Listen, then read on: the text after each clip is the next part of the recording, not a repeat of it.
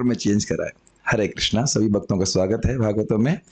कल आपने सुना था, एंड का श्लोक था कि नारद जी कह रहे हैं तीनों लोकों में और ब्रह्मांड के बाहर भी मैं पर्यटन करता हूं, तो प्रश्न होगा क्यों घूमते हैं? पर्य में स्कंद तब्रता। इसमें अभी मैं कीर्तन करते बात याद आ गई कि कुछ लोग कहते हैं कि नारद जी माया में पड़ गए थे, शादी हो गई थी, लेकिन जहां तक हम नारद जी की बात सुन रहे, कह रहे अस्कंद तब्रता, मतलब ब्रह्मचारी व्रत का पालन करते हुए एक खंडित रूप से भगवान का भजन किए। तो जो भागवत का वर्जन जैसे लग रहा है तो नहीं प्रतीत हो रहा कभी माया में पड़े हों। खैर वो एक अलग विषय है। हम लोग अभी चर्चा कर रहे हैं कि प्रश्न ये होगा, आप कह रहे हो घूमते हो, तो क्यों घूमते हो, क्या कारण है? तो उसके लिए श्लोक बोल रहे हैं। समझ में आया? लिंक समझ में आया? बहुत इजी लिंक है। नारद जी कह रहे हैं कि वैकुंठ में और अन्यत्र जहां कहीं पे कोई अविघातक गति क्वचित, कोई मुझे रोक नहीं सकता घूमने से, तो मैं क्यों घूमता रहता हूं। तो पूछेगा ना क्या प्रयोजन लेके घूमते हैं आप, ये प्रश्न नहीं आएगा भाई। मान लो आप बस पार्टी में लेके घूमते हैं तो क्या घूमते हैं? अरे पैराफेरिला बेचना है इसलिए घूमते हैं? नहीं। पुस्तक वितरण करना होता है, पैराफेरिला तो साइड में बिकता है। कहने का अर्थ यह है कि किस प्रयोजन से घूमते हैं, ये प्रश्न होगा ना, तो इस पे वह श्लोक बोल रहे हैं। जरा मेरे पीछे बोलिए, कौन बोलेगा? माइक। यस, देखिए आवाज आ रही? हरे कृष्ण। आवाज कम। देवदत्ताम इमाम वीणाम, देवदत्तामिमां वीणां स्वर ब्रह्मा विभूषिताम, स्वरब्रह्म विभूषितां मूर्छयित्वा हरिकथाम, मूर्छयित्वा हरिकथां गायमानश्चराम्यहम्। गायमानश्चराम्यहम्। देवदत्ताम इमाम वीणाम, देवदत्तामिमां वीणां स्वर ब्रह्मा विभूषिताम, स्वरब्रह्म विभूषितां मूर्छयित्वा हरिकथाम, मूर्छयित्वा हरिकथां गायमानश्चराम्यहम्। गायमानश्चराम्यहम्। तो बड़ा इजी संस्कृत है। देवदत्तम, देवदत्ताम इमाम वीणा। इमाम मतलब ये वीणा जो मुझे देव के द्वारा दी गई थी। देव अर्थात भगवान कृष्ण। देवदत्ताम, भगवान कृष्ण के द्वारा दी गई ये वीणा को, इस वीणा को जो स्वर ब्रह्म से विभूषित है, मतलब संयुक्त है। स्वर ब्रह्म मतलब सारे गा मा पा धा नी, फिर चालू हो जाता है। जब अपनी माता जी से मैं पहली बार हारमोनियम सीख रहा था, हमारे हारमोनियम गुरु सामने ही बैठे हुए, तो कहती सारे गामा करो। तो तब मुझे पता नहीं था बात कि सारे गामा भी स्वर ब्रह्म है। मैं सोच रहा था कि हाँ नाद कहा जाता है, तो ब्रह्मनाद कहा जाता है। तो इसीलिए आपको फोन किया था, प्रसाद के लिए नहीं किया था, इसलिए पूछने के लिए गया था कि स्वर ब्रह्म क्या होता है। और अभी इसमें एक और शब्द आएगा, से कहते हैं मूर्छा, तो वो बाद में समझ में आ गया टीका से, तो फिर मैंने नहीं बात किया। लेकिन मैं इसलिए म्यूजिक का क्वेश्चन पूछने के लिए गया था कि आज म्यूजिक वाली बात आ जा रही इसमें। तो कह रहे हैं वह वीणा जो स्वर भ्रम से विभूषित है, विभूषित समझते हैं अलंकृत है, उस वीणा से सारे गामा पदा निसा, सारे मतलब सारे गामा पदा निसा मतलब उससे युक्त होकर के हरि का वर्णन हो रहा है। कुछ ग्रहण कर रहे हैं। आपने मंदिर में देखा है कभी कभी हरे कृष्णा कीर्तन होता है तो वीणा इत्यादि बजती है, बड़ा सुंदर लगता है, और वीणा के संग जो है वो हरे कृष्ण को अकंपनी करते हैं। लेकिन इनकी तो वीणा से ही हरे कृष्ण बजता है, ऐसे कह सकते हैं। और मूर्छाइत्वा, बार बार पारायण करते हुए मेरे मन में आ रहा था कि मूर्छाइत्वा हरि कथा का अर्थ होगा कि हरे कथा बोलते बोलते मूर्छित हो जाता हूं, है ना, यही आ रहा था मन में। लेकिन ये अर्थ नहीं है। मूर्छित्वा मतलब मूर्छा और आलाप आदि को प्रस्तुत करते हुए। मेरी माता जी समझ रही होंगी, मूर्छा समझती हैं, सारे गामा पधानी, इसे कहते हैं आरोह, चढ़ना। और फिर सा नी धा पा मा गा रे सा, इसे कहते हैं अवरोह, इसको कहते हैं मूर्छा। इसमें मैं फंस गया था, इसीलिए लेट हो गया ट्रांसलेशन। 15 मिनट तो इसी मूर्छा में मूर्छित हो गए कि मूर्छा का मतलब क्या है। मूर्छाइत्व का मतलब यहाँ पे बेहोश होकर नहीं है, मूर्छा को प्रस्तुत करते। मूर्छा जान रही माता जी आप? मूर्छा और आलाप जानते, आ से करते वो आलाप होता है। और उसके बाद सारे गा मा, उसके बहुत सारे वेरिएशंस भी हैं। उसको रे से शुरू कर सकते हैं, गा से शुरू कर सकते हैं, बहुत तरह से आप मूर्छा को प्रस्तुत कर सकते हैं। लेकिन मेन मूर्छा का अर्थ हो गया सारे गा मा का आरोह। ये भी समझ में नहीं आ रहा है? आरोह मतलब चढ़ना। सा, हारमोनियम जान रहे ना, सारे गा मा पा धा नी सा, आरोह, सा नी धा प मा गा रे सा। आरोह और अवरोह को ये आचार्यगण बोल रहे हैं, ऐसे मजाक मत लीजिए। इसको जहां तक मैं समझ रहा हूँ विजयध्वज तीर्थ बता रहे हैं इसको कि मूर्छा का मतलब है आरोहण। जो ताल है बीच में उसको ब्रह्म ताल कहा जाता है। हाँ, उसी तरह हमारी जो नाभि से आवाज निकलती है, जब ज्यादा नाभि से ब्रह्मनाद कहा ब्रह्मनाथ तो मतलब सारे गामा ऊपर नीचे, उसको मूर्छा कहा जाता है। यहाँ पे मूर्छा व्याख्या कर रहे हैं। तो मूर्छाइत्व मतलब जो वीणा स्वरभम, स्वरभम समझ रहे, स्वर ब्रह्म अर्थात सारे गामा पाधा नी, इससे विभूषित है, उसमें मूर्छा उत्पन्न करके, आरोह और अवरोह उत्पन्न करके हरि कथा गायमान। ऐसा नहीं कि वो सिनेमा सॉन्ग गा रहे हैं, हरि कथा गायमान, हरि कथा को गाते हुए चरा में हम पर्यटन करता हूं। प्रश्न क्या था कि आप तीनों लोकों में क्यों घूम रहे हैं? तो उसी के उत्तर में वो कह रहे हैं कि जो भगवान श्री कृष्ण ने मुझे वीणा दी, जो कि स्वर ब्रह्म से विभूषित है, उसमें मूर्छा और आलाप आदि देख करके, मूर्छा आलाप समझ में आ गया, आरोह जो भी मोटा मोटी मतलब म्यूजिक निकाल करके ऐसे कह लीजिए, हरि कथा को गाते हुए मैं पूरे ब्रह्मांड में ब्रह्मांड और ब्रह्मांड के बाहर भी भ्रमण करता हूँ। जनरली आप लोगों ने कहीं पिक्चर में देखा होगा, नारद जी को कट कट क्या बोलते हैं, नारायण नारायण क्या कहते हैं उसको, एक ताल नहीं, एक ताल नहीं, एक तारा नहीं, वो जो लकड़ी का कट कट कट, नहीं नहीं, इसको एक तारा नहीं कहते हैं, कुछ भी कहते हैं, हमने देखा वो कट कट कट करते, नारायण नारायण ऐसे करके बोलते हैं, वो कड़ कड़ कड़ करता है। लेकिन एक्चुअली यहाँ पे देख रहे हैं वो पता नहीं बसता है कि नहीं बसता, इसे कहते हैं ड्रामेटाइजेशन। लेकिन वीणा लेकर के वस्तुतः नारद जी कीर्तन करते हैं। नारद जी, और मैंने सुना नारद जी का कीर्तन और हनुमान जी की कीर्तन थोड़ा अंतर है। नारद जी कीर्तन थोड़ा मेलो होता है, जैसे आपने देखा है, एक अंदाज दे रहा हूँ मेलो कीर्तन का, भक्ति वृंद गोविंद महाराज के कीर्तन देखिए आप, हरे कृष्णा, मैं तज गा नहीं पा रहा लेकिन बहुत सॉफ्ट कीर्तन करते हैं। तो ऐसा मैंने सुना है कि नारद जी कीर्तन से सॉफ्ट होता है, वीणा से कीर्तन जो होगा वो धमधम वाला नहीं होगा। और जो मैंने सुना है हनुमान जी वाला कीर्तन ना, तो वो धूम धड़ाके वाला कीर्तन होता है। लेकिन ये सुना है, कोई प्रमाण नहीं दे सकता, लेकिन हाँ झांझ भी कहते हैं। तो उसके हम कह रहे बोल रहे हैं कि वीणा से लेकर के वह कीर्तन करते हैं ऐसे, ठीक है। और कोई प्रयोजन नहीं है, कोई डोनेशन कलेक्शन नहीं है, कुछ भी नहीं। कितना बढ़िया जीवन है। मैं बार बार सोच रहा था, अस्कंदित व्रता मतलब कितना समय बीत गया, कभी माया पे नहीं पड़े नारद जी। ये भी कल हम सुन रहे थे ना कि ब्रह्मांड में जाते भी हैं तो कोई कर्म बंधन के डर नहीं उनको, और बाकी वैकुंठ में तो घूम ही रहे, ठीक है। तो इसको हम अनुवाद देखते हैं। और इस तरह मैं मतलब इस तरह का हो करके मैं मतलब जो नारद अब ब्रह्मांड के तीनों लोकों में जा सकते हैं, ब्रह्मांड के बाहर भी जा सकते, इस तरह से मैं भगवान की महिमा के दिव्य संदेश का निरंतर गायन करते हुए और वीणा को झंकृत करते हुए, झंकृत मतलब वाइब्रेट करते हुए विचरण करता रहता हूं, जो दिव्य ध्वनि से पूरित है। दिव्य ध्वनि का अर्थ हुआ सारेगामा पाधा सा, और जिसे भगवान कृष्ण ने मुझे दिया था। अन्वय तो बहुत आसानी से आप समझ जाएंगे। अहम मतलब मैं, स्वर ब्रह्म विभूषिताम, षडज आदि स्वर जो ब्रह्म है उनसे युक्त। षडज समझ रहे हैं, सारे गामा में सा को षडज कहा जाता है। यहां भी फंस गया था मैं, षडज आदि, मैंने षडज आदि क्या अर्थ होता है फिर समझ में आया, प्रभुपाद बाद में लिख रहे हैं इसको। षडज मतलब सा, और उसके बाद रेफार ऐसे करके जो भी अभी तात्पर्य में आप देख लोगे। देव अर्थात पूर्ण पुरुषोत्तम भगवान श्री कृष्ण के द्वारा, कृष्ण देव भवंतम वंदे, ईश्वर रूप गोस्वामी जी की कविता है, तो वहां समझ में आ रहा है कि देव कौन है, भगवान कृष्ण। जनरली हम देव का अर्थ देवता लेते हैं, लेकिन वस्तुतः देवताओं के भी देव हैं भगवान श्री कृष्ण, अल्टीमेट देव हैं भगवान कृष्ण। इसलिए कहने देव दत्त मतलब ये नहीं सोचना चाहिए किसी देवता ने दिया, अपितु भगवान कृष्ण के द्वारा दी गई। दत्ताम अर्थात प्रदत्त, इमाम वीणाम अर्थात इस वीणा को, मूर्छयित्वा मतलब स्पंदन करते हुए, स्पंदन समझ में आ रहा है, वाइब्रेट करते हुए। अब ऑब्वियसली मैं ऐसे हाथ कर रहा हूं, ऐसे लग रहा है वायलिन बजा रहे हैं, लेकिन ऐसे नहीं, ऐसे करके बजाते हैं वीणा को। मेरे मन में भावना आ रही कि जैसे वायलिन बजाते हैं, लेकिन वायलिन की तरह वीणा नहीं बजती है, उंगलियों से बजती है। हरि कथाम गायमान चरामी, बहुत स्पष्ट है, भगवान के दिव्य संदेश को निरंतर गाते हुए विचरण करता हूँ। कितना मुक्त जीवन है, और कोई मैनेजमेंट नहीं, कोई दुनिया की वार्ता नहीं, मैं समझता हूँ खाने की भी टेंशन नहीं।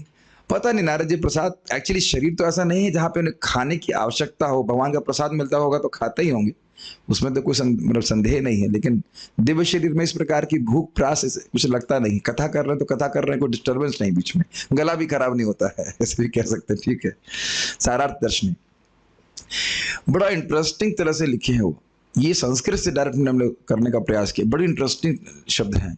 श्रील नारद जी की भोग सामग्री, भोग भोग भोग होगा, नारद जी भोग करते हैं, लेकिन भोग सामग्री है भक्तों की। भोग मतलब आनंद की सामग्री।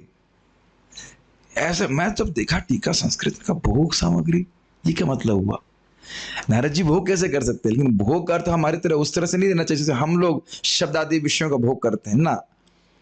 स्वर्ग व अपवर्ग में विलक्षण अन्य सभी को दुर्लभ है, किंतु उनको वह सदा सर्वत्र प्राप्त है। इसको 2 श्लोकों से कह रहे हैं।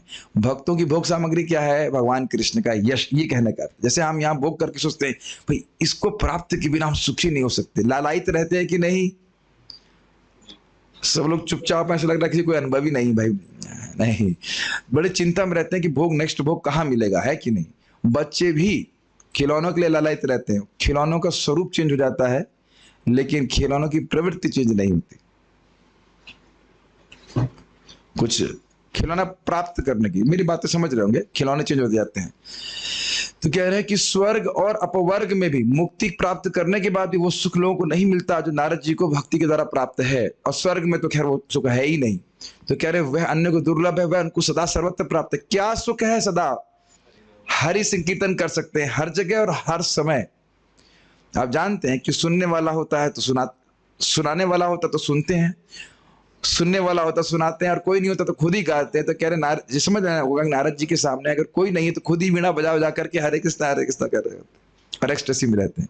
कुछ ग्रहण कर लिया, हर वक्त उनको ये हरि कथा का आनंद प्राप्त है। इसको 2 श्लोकों से कह रहे हैं, ये वाले से और नेक्स्ट वाले से। देवेना, देव दत्ताम को तोड़ेंगे तो देवेन दत्ताम ऐसे आएगा। तो इसलिए कह रहे हैं देवेना मतलब देव के द्वारा, अर्थात श्री कृष्ण भगवान के द्वारा ही वह वीणा उनको दी गई थी। ये लिंग पुराण में वर्णित है। जीव गोस्वामी इसमें कोटेशन भी देते हैं, उधर हम उसको नहीं लिए हैं। स्वर अर्थात षडज आदि सप्त स्वर, समझ में आ गया? ये सारे गामा पाधा निसा इत्यादि, क्योंकि वे ब्रह्म अर्थात भगवान को प्रकट करते हैं, इसलिए उन्हें ब्रह्म अर्थात स्वर ब्रह्म कहा जाता है। मतलब ब्रह्म का सुख वस्तुतः इस सारे गामा पाधानी सब रूपा जी समझाएंगे, ये भगवान के यश को गाने के लिए है, इस सिनेमा सॉन्ग गाने के लिए नहीं है। अगर कभी कभी भक्त लोग कहते हैं कि जो आप लोगों का कीर्तन है उसमें फिल्मी ट्यून रखी गई है ना, फिल्मी ट्यून में कीर्तन की ट्यून ले ली गई है, वो समझ रहे हैं? हरे कृष्णा कृष्णा कृष्णा हरे हरे, हरे राम राम राम हरे हरे। तो स्वाभाविक सी बात है कि आप लोगों को एक फिल्म का गाना भी याद आ रहा होगा लेकिन आप परमहंस हो गए, समझ गया, लेकिन समझ में आ गया होगा। लेकिन ये ट्यून जो सारे गामा से बना हुआ है, ये भगवान के नाम कीर्तन के लिए, वो चोरी करके लोग फिल्मों में इस्तेमाल कर रहे हैं। ये कुछ समझ रहे हैं इस बात को? सारे गामा से तो बनाते, सारे गामा का उद्देश्य भगवान की कीर्ति गाने का, जैसे आप बोल रहे हैं वो स्वर ब्रह्म है। तो ये बात बोली जा रही है। मूर्छित्वा अर्थात मूर्छना और आलाप आदि से युक्त, ठीक है, स्वर ब्रह्म विभूषिताम, और उसमें स्पंदन कर रहे हैं, और सारे गा जो भी किस तरह से गाते होंगे वो गा रहे हैं। नोट यहाँ पे दिया गया है, स्वरों के आरोह और अवरोह के क्रम को मूर्छना कहते हैं। और प्लास्टिक बजाने को क्या कहते हैं हमको नहीं पता, लेकिन प्लास्टिक मत बजाइए भाई, ऐसे आवाज बड़ दिक्कत। पानी पीने के लिए मना नहीं, हमारी बोतल से पी लीजिए, लेकिन इसमें आवाज नहीं होनी चाहिए, कड़ कड़ कड़। तो ये समझ में आ रहा है? मैंने व्याख्या पहले कर दी। सारे गा मा पा धा नी, क्या कहेंगे इसको? अवरोह नहीं, आरोह। और सा नी धा प मा गा रे सा, इसे क्या कहेंगे? अवरोह। तो इसको मूर्छना कहते हैं। समझ में आ गया आपको सुभद्रा? ठीक है। तो इस प्रकार गति करते हुए मैं हरि के यश को गाता हुआ विचरण करता हूं। कितना अमेजिंग होगा ना। ऐसे थोड़ा सा मनन कीजिए, जहां जा रहे हैं वीणा बजाते हुए, कीर्तन करते हुए, बस हर जगह जा रहे हैं। बाल प्रबोधिनी। और इस प्रकार स्वर्ग या अपवर्ग में विलक्षण और भगवत कृपा के बिना दुर्लभ मेरी गति है, इसको नारद जी ने कहा। मतलब स्वर्ग में या मुक्ति प्राप्त जीवों को भी, ध्यान दीजिएगा कि जो मुक्ति प्राप्त है वो बहुत ब्रह्मांड में नहीं आना चाहते, तो उनसे विलक्षण नारद जी आ सकते हैं। और स्वर्ग आदि में जो लोग हैं वो मुक्त नहीं हो सकते, तो उनसे विलक्षण है। ऐसी मेरी गति जो भगवान की कृपा के बिना दुर्लभ है, ये बोल रहे हैं। इसको नारद जी ने कहा, मतलब लिंक क्या रहे, पिछले श्लोक में से कहा। इस प्रकार पर्यटन करने से आपका क्या प्रयोजन सिद्ध होता है? यदि यह अपेक्षा हो, यदि यह प्रश्न हो, तो कह रहे हैं कि सर्वलोक मंगलार्थ ही मैं ऐसा करता हूं। ऐसा नहीं है कि केवल नारद जी का मंगल होता है, नारद जी को आनंद आता है, वह कीर्तन श्रवण करके अन्यों को भी बहुत सुख होता है। आपने सुना नहीं, कहीं कहीं पे भागवत में कहीं जगह पे देख रहे हैं नारद जी उपदेश दे रहे हैं, और कहीं कीर्तन भी करते होंगे, स्वाभाविक सी बात है। भगवान वैसे ही उपदेश दे रहे हैं तो भगवान के यश का ही वर्णन कर रहे हैं। ये नहीं देख रहे हैं अभी तक जो नारद जी से जितने भी श्लोक बोल रहे हैं प्रायः गायन की शैली में बोल रहे हैं। नायद वचश्चित्र पदम हरेर यशो, हम तो वैसा गा नहीं सकते, और उसमें वीणा भी बजने लग, अरे बार बार वायलिन क्यों बजा रहा हूं मैं, मेरा मतलब क्या है, वीणा बजने लग जाए तो कितना सुंदर लगेगा। आप देख रहे थे वो हारमोनियम बजाने का प्रयास कर रहे थे रमाकांत प्रभु के साथ, वो भी अच्छा लग रहा था, लेकिन बज नहीं पा रहा था।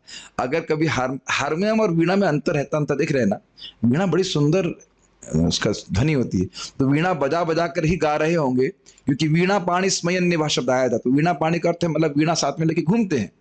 तो कहेंगे प्रभु जी बहुत वजन हो जाता होगा, नहीं, वो पिछले श्लोक में देख लिया कि सदा सर्वत्र वीणा उनके लिए उपलब्ध है। ठीक है, तो कह रहे हैं कि सर्वलोक मंगलार्थ, भगवान का यश गा रहे हैं और वीणा लेकर के भगवान का यश गा रहे हैं, सभी का मंगल होता है, ऐसा करता हूं। और इसको देवदत्ताम श्लोक से कह रहे हैं, श्लोक से कह रहे हैं। देवाना अर्थात भगवान के द्वारा प्रदत्त यह कहने से यह सूचित है कि भगवान की आज्ञा से ही लोक मंगलार्थ में पर्यटन करता हूं। समझ रहे हैं, भगवान ने वीणा दी होगी कि हे नारद जी ये वीणा लीजिए और इस वीणा को बजाते बजाते मेरा यश पूरे विश्व में फैलाइए, ये कहने का अर्थ है। तो थोड़ा अर्थ अलग प्रकट हो रहा है। देवदत्ताम इमाम वीणाम का अर्थ हुआ कि भगवान ने वीणा दी और कहा कि यश गाओ। जैसे अब व्यतिरेक में कह लीजिए, अजीब शब्द उदाहरण दे रहा हूं कि मान लीजिए किसी टेररिस्ट को कोई AK-47 देंगे तो उससे वो चाय तो नहीं बनाएगा, कह दिया जाए कि भाई किसने आपको दी, तो दी का अर्थ समझ रहे हैं, दी का अर्थ है कि भाई दो चार नहीं ज्यादा लोगों को गोली मार दो। लोक अहितार्थ गन दी गई। या यहाँ पे इधर देख लीजिए, किसी सैनिक को भी गन दी गई है, उसकी किस लिए, लोगों की रक्षा करने के लिए। क्लियर, तो कह रहे हैं कि देवेन दत्ताम का अर्थ हुआ कि ये वीणा भगवान ने दी ताकि भगवान के यश को हम पूरे विश्व में गाएं। और इसको आप बृहत भागवत में पढ़ सकते हैं कि प्रथम संस्करण प्रथम भाग में कि वो नारद जी आशीर्वाद मांगते हैं भगवान से कि भगवान शाश्वत काल के लिए मैं आपके यश को सारे ब्रह्मांड में गाता रहूं। भगवान ने कहा तथास्तु। तो भगवान से बड़ा स्पष्ट समझ में आ रहा है कि भगवान से आज्ञा उनको मिली हुई है, अधिकृत प्रचारक हैं, वीणा लेके घूम रहे हैं और कोई काम और नहीं, खाली प्रचार करना है कृष्ण कीर्ति का। एक जगह मैं समझता हूं कि भागवत के महिमा में भी नारद जी का उक्ति है ना कि जब तक मैं कलयुग में सभी घरों में भक्ति स्थापित नहीं कर लूंगा मैं भगवान का दास नहीं कहलाऊंगा। जहां तक मैं स्मृति आ रही है, यस, इसमें देखा हूं। अच्छा, एक बार भागवत का महात्म भी पढ़ाना चाहिए विद श्लोक का, कोई पढ़ा है ऐसे श्लोक सहित नहीं पढ़ा है ना, चलो उसको हम अलग देखेंगे। तात्पर्य, लिंग पुराण में नारद को भगवान कृष्ण द्वारा प्रदत्त तार युक्त वाद्य यंत्र वीणा का वर्णन दिया गया है और इसकी पुष्टि श्रील जी गोस्वामी द्वारा की गई है। स्पष्ट है यह दिव्य वाद्य भगवान श्री कृष्ण तथा नारद जी से अभिन्न है, क्योंकि ये सभी एक ही दिव्य कोटि के हैं। समझ रहे हैं। देखिए अभी दिक्कत क्या हो रही है कि जैसे मैं बोल रहा हूं या सुन रहे हैं आप, वीणा मतलब लकड़ी की कुछ वीणा, बार बार वॉयलिन की संगत आ जाती है, लेकिन वॉयलिन नहीं, लकड़ी की वीणा, जिसमें मैंने सुना है कि जो कद्दू से उसका जो गोल पाक है वो कद्दू से बनता है, लेकिन इस प्रकार की धारणा करने वाला व्यक्ति के दिमाग में कद्दू भरा है। ठीक है, ऐसा नहीं सोचना चाहिए कि उनकी वीणा जो है कद्दू से बनी हुई तो कल्पना भी नहीं करनी चाहिए। उनकी वीणा भी दिव्य है। अब दिव्य का अर्थ मतलब सच्चिदानंद है। सुदर्शन चक्र सच्चिदानंद इस प्रकार से तो समझ लीजिए। तो जैसे भगवान के अस्त्र जो है वो दिव्य होते हैं, ऐसे इनकी वीणा भी दिव्य है। इस वाद्य द्वारा झंकृत ध्वनि कभी भौतिक नहीं हो सकती, अतएव नारद के इस वाद्य द्वारा प्रसारित महिमा तथा लीलाएं भी दिव्य हैं, उनमें भौतिकता का जरा भी उन्माद नहीं है। हम लोग कल्पना भी नहीं कर सकते कि इन वीणा से कथा कैसे निकलेगी, वीणा से कथा कैसे निकलेगी, सब कुछ संभव है। वीणा से कथा भी निकल सकती है, भागवत कथा भी निकल सकती है। मुझे मत पूछना कैसे, जब नारद जी के सामने बैठेंगे तो आप वो भी सुन सकते। कविता नहीं, आप लोग का ऐसा भी अनुभव है कि जो लोग बहुत अच्छा मृदंग बजाते हैं तो उनके लिए बोला भी जाता है कि आपका मृदंग तो बोल रहा है। ये तो ये एक मतलब एक तुम खाली एक उदाहरण दे रहे हैं कैसी उनकी वीणा बजती होगी। इसको हम लोग श्री रूप गोस्वामी से सुनते हैं। नारद वीणो जीवना सुधोर्मि निर्यास माधुरी पूरा, त्वं कृष्ण नाम कामम स्फुर में रसने रसो सदा। तो कह रहे हैं नारद वीणो जीवना, आप हे हरिनाम आप नारद की वीणा के जीवन है। तो हम इससे एटलीस्ट एक समझ सकते हैं कि वीणा से भी हरिनाम प्रकट करते हैं नारद जी, समझ सकते हैं। संभव है, असंभव कुछ भी नहीं। जो वीणा का स्वर आप यहां सोच रहे हो केवल वही वैसा स्वर निकलेगा, वो नहीं कह सकते। और क्या स्वर निकलता होगा वो तो अब जब अनुभव करेंगे, भगवान करे सब लोग नारद जी के चेले बन जाएं। लेकिन दिक्कत ये घर नहीं मिलेगा लगातार चलते रहना, घूमते रहना पड़ेगा।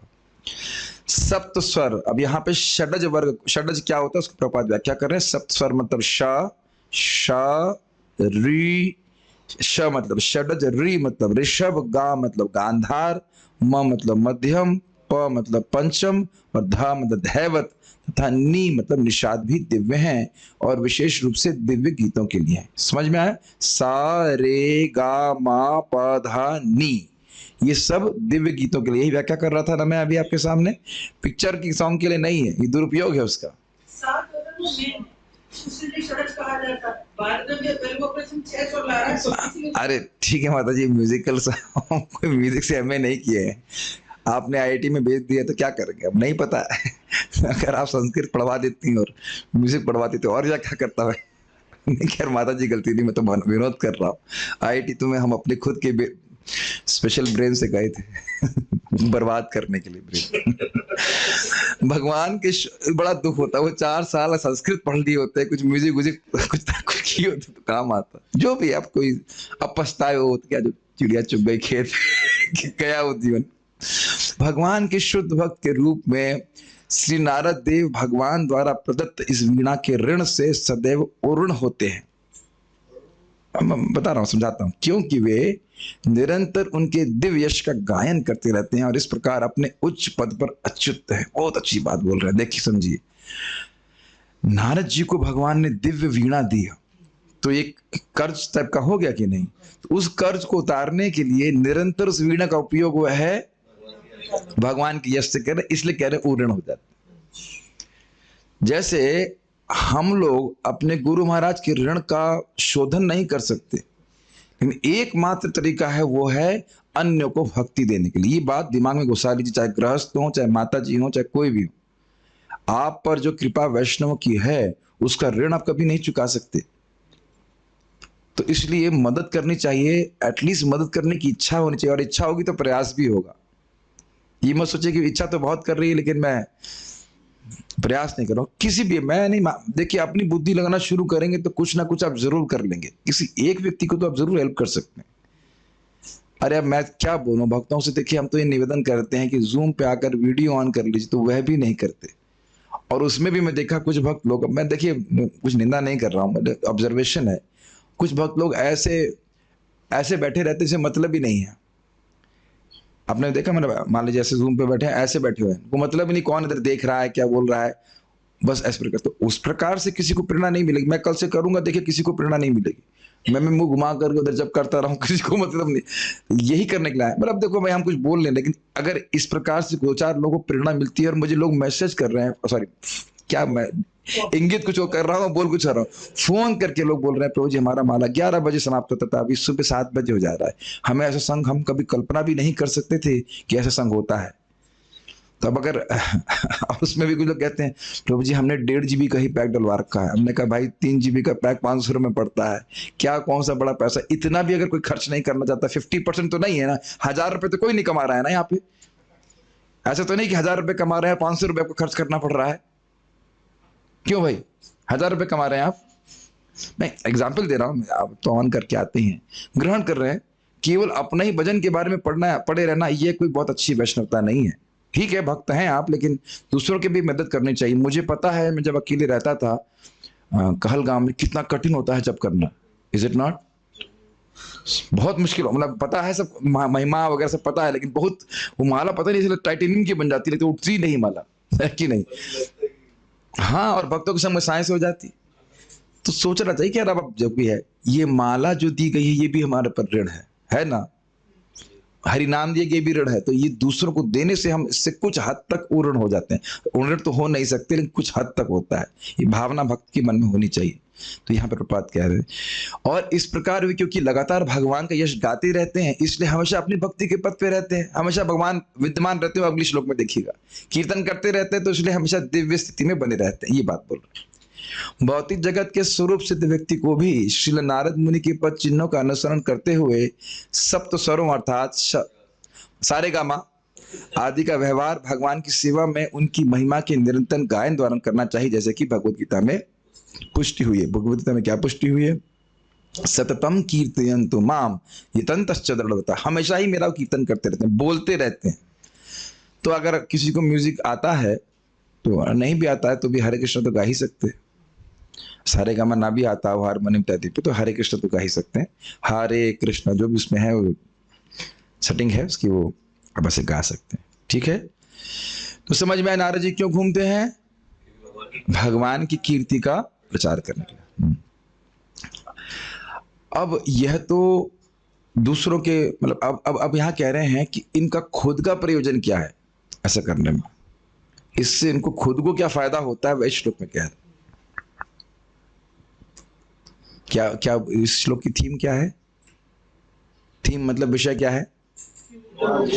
नारद जी को खुद क्या फायदा होता है भगवान की कीर्तन करने में। क्या हम बहुत तेज जा रहे हैं? ठीक है, एकदम से लोग शॉक हो जाते हैं। मैंने जब प्रश्न किया तो पर्यटन क्यों कर रहे हैं वो क्लियर हो गया। अब उसमें भी खुद का क्या प्रयोजन है वह बता रहे हैं। उन्हें खुद क्या फायदा होता है, क्या आनंद मिलता है। और आप आनंद सुन करके बड़ा आनंद में आपको बहुत आनंद होगा। तो मेरे पीछे बोलिए, प्रगायतः स्ववीर्याणि प्रगायतः स्ववीर्याणि तीर्थपादः प्रियश्रवाः पादः प्रियश्रवः आहूत इव मे शीघ्रम् आहूत इव मे शीघ्रम् दर्शनं याति चेतसि दर्शनं याति चेतसि प्रगायतः स्ववीर्याणि प्रगायतः स्ववीर्याणि तीर्थपादः प्रियश्रवाः पादः प्रियश्रवः आहूत इव मे शीघ्रम् आहूत इव मे शीघ्रम् दर्शनं याति चेतसि। दर्शनं याति चेतसि। Chant one time. प्रगायतः स्ववीर्याणि प्रगायतः स्ववीर्याणि तीर्थपादः प्रियश्रवः तीर्थपादः प्रियश्रवः आहूत इव मे शीघ्रम् आहूत इव मे शीघ्रम् दर्शनं याति चेतसि। दर्शनं याति चेतसि। प्रगायतः मतलब प्रकृष्टेन गायतः, बड़े सुंदर तरीके से प्रेम पूर्वक वो गाते हैं। क्या गाते हैं? स्ववीर्याणि, स्व मतलब भगवान के खुद की लीलाओं को। तीर्थपादः, वे भगवान जिनके चरण कमलों में ही सारे गंगा आदि तीर्थ निवास करते हैं। प्रिय श्रवः, जिनका यश, श्रव मतलब यश बहुत सुनने में अच्छा लगता है, मधुर लगता है। तो जब इस प्रकार से भगवान के यश को गाते हैं नारद जी, अच्छे से प्रेम पूर्वक गाते हैं, तो कह रहे हैं आहूत इव मे शीघ्रम दर्शनम, बहुत जल्दी वह मुझको दर्शन दे देते हैं, हृदय में आ जाते हैं। याति चेतसी, याति मतलब आ जाते हैं, तो कहते हैं मुझको दर्शन देते हुए मेरे हृदय में, चेतसी मतलब मेरे हृदय में आ जाते हैं, ऐसा जैसे मैंने उनको बुलाया हो। आहूत इव, आहूत इव का अर्थ है कि बुलाया नहीं है, लेकिन मानो बुलाया है ऐसे आ जाते हैं। कुछ ग्रहण कर रहे हैं अर्थ? मानो बुलाया है आ जाते हैं मतलब खुद की इच्छा से आ जाते हैं। मैं बुलाया नहीं, मैंने आह्वान नहीं किया, मैं तो केवल भगवान के यश को गा रहा था या गाता हूं। और गाना कभी बंद करते हैं? अभी देखा ना, लगातार गाते रहते हैं, और गाने गाते समय क्या हो रहा है? भगवान बिना आवाहन किए उनके हृदय में दर्शन देते रहते हैं। अब बताइए कि जब हमको प्रेम प्राप्त हो जाएगा तो कितना आनंद होगा। कीर्तन करना तो बंद नहीं करेंगे, और दिव्य शरीर प्राप्त होगा तो गला नहीं खराब होगा, और कीर्तन करते ही रहेंगे तो फिर भगवान हृदय में हमेशा विद्यमान रहेंगे। सोचिए इस बात को, जरा विचार कीजिए। इससे पहले कि हम आगे जाएं, वो बात आपको सबको याद ही होगी बिल्व मंगल ठाकुर की, कि बिल्व मंगल ठाकुर महान भक्त हुए और वृंदावन में आए, और उनको अंधे थे, और कृष्ण उनको हाथ पकड़ के वृंदावन का पूरा भ्रमण कराते। छोटे कृष्ण, लिटिल कृष्णा। लिटिल कृष्णा मतलब ये शब्द कहाँ से आ गया? लिटिल कृष्णा मतलब कार्टून वाला नहीं, बाल कृष्ण, बाल कृष्ण। और एक दिन कृष्ण उनका हाथ झटक कर जा रहे थे, तो उन्होंने कहा तुम अपने को बहुत बलवान समझते हो, तो अगर बहुत बलवान हो तो जरा मेरे हृदय से निकल के दिखाओ। तो हृदय से तो भगवान निकल नहीं सकते, क्योंकि भगवान से प्रेम है, समझ रहे हैं? तो इस प्रकार से क्योंकि भगवान से प्रेम है तो निरंतर गाते ही रहते हैं, और गाते रहते नित्य भगवान उनके हृदय में दर्शन देते रहते हैं। तो अपना कब ये चांस लगेगा, जब अपने को कब कृष्ण प्रेम प्राप्त होगा तो पता नहीं, लेकिन इतना आप समझ रहे हैं कि कृष्ण के बारे में चर्चा करने से मन में प्रसन्नता होती है। तो इससे समझ लेते हैं कि हम भगवान स्फुरित हो रहे हैं। स्फुरित हो रहे हैं तो बहुत आगे की बात हो जाएगी। एटलीस्ट भगवान कुछ मात्रा में प्रकट हो रहे हैं, कुछ अपने सुख को अनुभूति करा रहे हैं, इतना तो हम समझ सकते हैं। तो ये नारद जी का खुद का प्रयोजन है, समझ में आ रहा है? क्या प्रयोजन है? कि भगवान का दर्शन नित्य ही होता रहे। अब पहले आपने क्या कहा था? एक बार दर्शन दिए फिर खींच लिए, और अब हमेशा दर्शन दे रहे हैं, कीर्तन करते ही रहते हैं। कुछ स्पष्ट हो गया होगा? ठीक है, अनुवाद देखते हैं इसका। प्रिय श्रवा का केवल यही अर्थ नहीं है, अभी बहुत सारे अर्थ देखने वाले हैं आप। एटलीस्ट 2 अर्थ। जो ही मैं भगवान, इस प्रश्न का कोई यहाँ पे संगत प्रश्न कीजिए भी। जो ही मैं भगवान से, अभी देखिए क्या होता है ना, प्रश्न और कथा की शैली ऐसी भी हो सकती है। भगवान का मतलब षडैश्वर्यपूर्ण भगवान। श्री कृष्ण मतलब हम ऐसे भी लेफ्ट राइट जा सकते हैं, खाली कंटेक्स्ट पे रहना चाहते हैं, प्रयास कीजिए। जो ही मैं भगवान श्री कृष्ण की सुमधुर महिमा की पवित्र लीलाओं का कीर्तन करना प्रारंभ करता हूँ, त्यों ही वे मेरे हृदय में प्रकट हो जाते हैं, मानो उनको बुलाया गया। और प्रभुपाद जी बोलते टेलीविजन की तरह। टेलीविजन का स्विच ऑन किया, दर्शन में लग गया। क्या स्थिति होगी ना। ऐसे ही हरिदास ठाकुर जी भी थे, ऐसे सनातन गोस्वामी थे। भले ही वे अपने आप को योग्य नहीं मानते थे कि वह जगन्नाथ मंदिर के अंदर जा सके, लेकिन आप समझ सकते हैं कि उनके हृदय में नित्य ही भगवान दर्शन देते। इसीलिए तो हरि नाम कभी रुक ही नहीं। ये कह सकते हैं कि इसलिए हरि नाम रुक नहीं रहा था, या कह लीजिए हरि नाम रुक नहीं रहा था इसलिए दर्शन हो रहा था। दोनों में कुछ भी ग्रहण कर लीजिए। देखिए हम लोग हरे कृष्ण मंत्र इस समय, एटलीस्ट मैं अपनी बात कर रहा हूँ, रुग्णावस्था में होने के कारण 16 करने के बाद सोचते हैं बहुत हो गया। नींद होने के बाद सोचते हैं ऐसा, वहां तो बोलेंगे वयम तु ना वितृप्त्या। अन्य लोग तृप्त हो सकते हैं आश्रम में, लेकिन हम तो तृप्त नहीं हुए, अभी और थोड़ा सोना चाहते हैं। बोलते हैं कि नहीं? मतलब बोलते नहीं, लेकिन इच्छा तो आती है। ये बहुत इंटरेस्टिंग है। जैसे नींद सोने में, और नींद जरूरी भी है और सोने में अच्छा भी लगता है, उस प्रकार से भगवान का क्या बोल रहा हूँ, नींद से कंपेयर नहीं करना चाहिए, लेकिन एक सहज रूप से अच्छा लगता है सोना। इस प्रकार से आगे जाकर के आसक्ति इत्यादि अवस्था में भगवान की कीर्ति करना बड़ा अच्छा लगता है। ये महाराज समझा रहे थे इसको, थोड़ा इस तरह से बता रहे थे हम लोग। खैर, प्रिय श्रवा अर्थात जो ही मैं भगवान श्री कृष्ण की सुमधुर महिमा को, प्रिय श्रवा मतलब जो सुनने में बहुत अच्छी लगती है। प्रिय मतलब समझते हैं अच्छा लग रहा है, और श्रवा मतलब यश सुनने में बहुत अच्छा लगा। ये एक अर्थ प्रभुपाद यहाँ पे बता रहे हैं। प्रिय श्रवा मतलब जो भक्तों के सुख को ढोके लेके आती है, अच्छा लगता है सुनने में भगवान की। प्रिय श्रवसी शब्द सुना था आपने, जिनकी कीर्ति सुनने में बहुत अच्छी लगती है, ठीक है, प्रिय श्रवा। स्ववीर्याणि अर्थात पवित्र लीलाओं का, वीर्य मतलब होता है महान पराक्रम, भगवान का शक्ति, तो स्ववीर्याणि तो उनका लीलाओं का वर्णन करते हैं जो जीवों को पवित्र करने वाले। प्रगायतः अर्थात कीर्तन करना प्रारंभ करता हूं। तीर्थप्राद त्यों ही वे भगवान जिनके चरण कमल समस्त पुण्यों या पवित्रता के स्रोत है। तीर्थपाद समझ रहे हैं, पाद मतलब चरण, और तीर्थ मतलब आप जानते हैं कि तीर्थ बुद्धि में अर्थ होता है कि व्यक्ति जाता है तीर्थ में, सोचता है मेरे पापों का नाश हो जाएगा, मैं पवित्र हो जाऊंगा, ग्रहण कर रहे हैं। तो तीर्थपाद का अर्थ क्या हुआ कि भगवान के चरण कमल परम पवित्र करने वाले, सारे तीर्थों के आश्रय वही हैं। तो ऐसे भगवान, समझ रहे हैं, इसका मतलब ये हुआ कि जो भगवान तीर्थपाद हैं, जिनके चरण कमल में सारे तीर्थ निवास करते हैं, वह अगर हृदय में आ जाएंगे तो हृदय में कोई कलमश रह सकता है? संभव ही नहीं। ये है मैं चेतसी, यानी मेरी चेतना में आहूत एवा, मानो मैंने आवाहन किया हो, बुलाया हो उनको, शीघ्रम दर्शनम याति, वो बहुत जल्दी आकर दर्शन देते हैं, मेरे हृदय स्थल में प्रकट हो जाते हैं, मानो उनको बुलाया गया। स्पष्ट समझ में आ गई ये बात? ठीक है। सारार्थ दर्शनी। अब देखिए, अब प्रिय श्रवा का देखिए थोड़ा अलग अर्थ और बहुत सुंदर अर्थ है। प्रिय श्रवा का अर्थ है कि स्व यश प्रियत्व के कारण जहां जहां भगवान कृष्ण का यशोगान होता है वहां वो चले जाते हैं। कुछ ग्रहण कर रहे हैं? स्व यश प्रियत्व मतलब जिनको अपना यश ही बहुत प्रिय है। स्व यश प्रियत्व मतलब अपना यश प्रिय होने का गुण। वैसे देखिए, अगर आपको ये समझ में नहीं आ रहा है तो इस जगत में देख लीजिए, कोई व्यक्ति अच्छा खाना बनाता है तो जरूर सुनना चाहता है कि अच्छा बना कि नहीं, और कभी कभी पूछता है नमक ठीक है? क्यों करना, तो गलत तो नहीं बोल रहे ना, ईमानदारी की बात है। और इन्हीं की बात नहीं, मान लीजिए कोई कथा बोलता हो, उस दिन महाराज जी बोल रहे थे, हर वक्ता चाहता है कि बाद में बोला जाए कि भाई अच्छा है, आपने अच्छी क्लास दी, इत्यादि इत्यादि। कोई गाता है तो इच्छा होती है कि भाई हमारा कोई यश है ना। और कभी आप किसी की प्रशंसा कीजिए, खुश नहीं, क्या बोला? सुना क्या कहा आपने? एकदम उसका कान आतुर हो जाता है। देख रहे हैं ये टेंडेंसी है ना।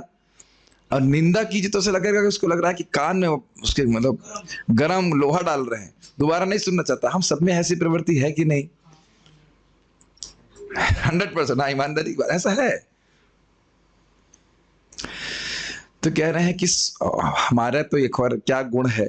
मुझे उस पर हंसी आती है। महाराज जी बोलते हैं कि एक बार सामूहिक विवाह का आयोजन होना था, तो वहां पे लड़के लड़कियों के गुणों का वर्णन करना था। तो दिक्कत ये हो रही थी, गुण याद ही नहीं आ रहे थे कि क्या गुण है। अगर आप अपने ही नाक के ऊपर कोई पोएट्री लिखना चाहें, नाक समझ रहे, अपनी नाक के ऊपर तो क्या पोएट्री लिखेंगे? आंख के ऊपर क्या पोएट्री लिखेंगे? वह ना आंख जो कीचड़ से युक्त है, ऐसे कुछ बोलेंगे इसी तरह। या कानों की क्या पोएट्री लिखेंगे? कुछ ग्रहण कर रहे हैं।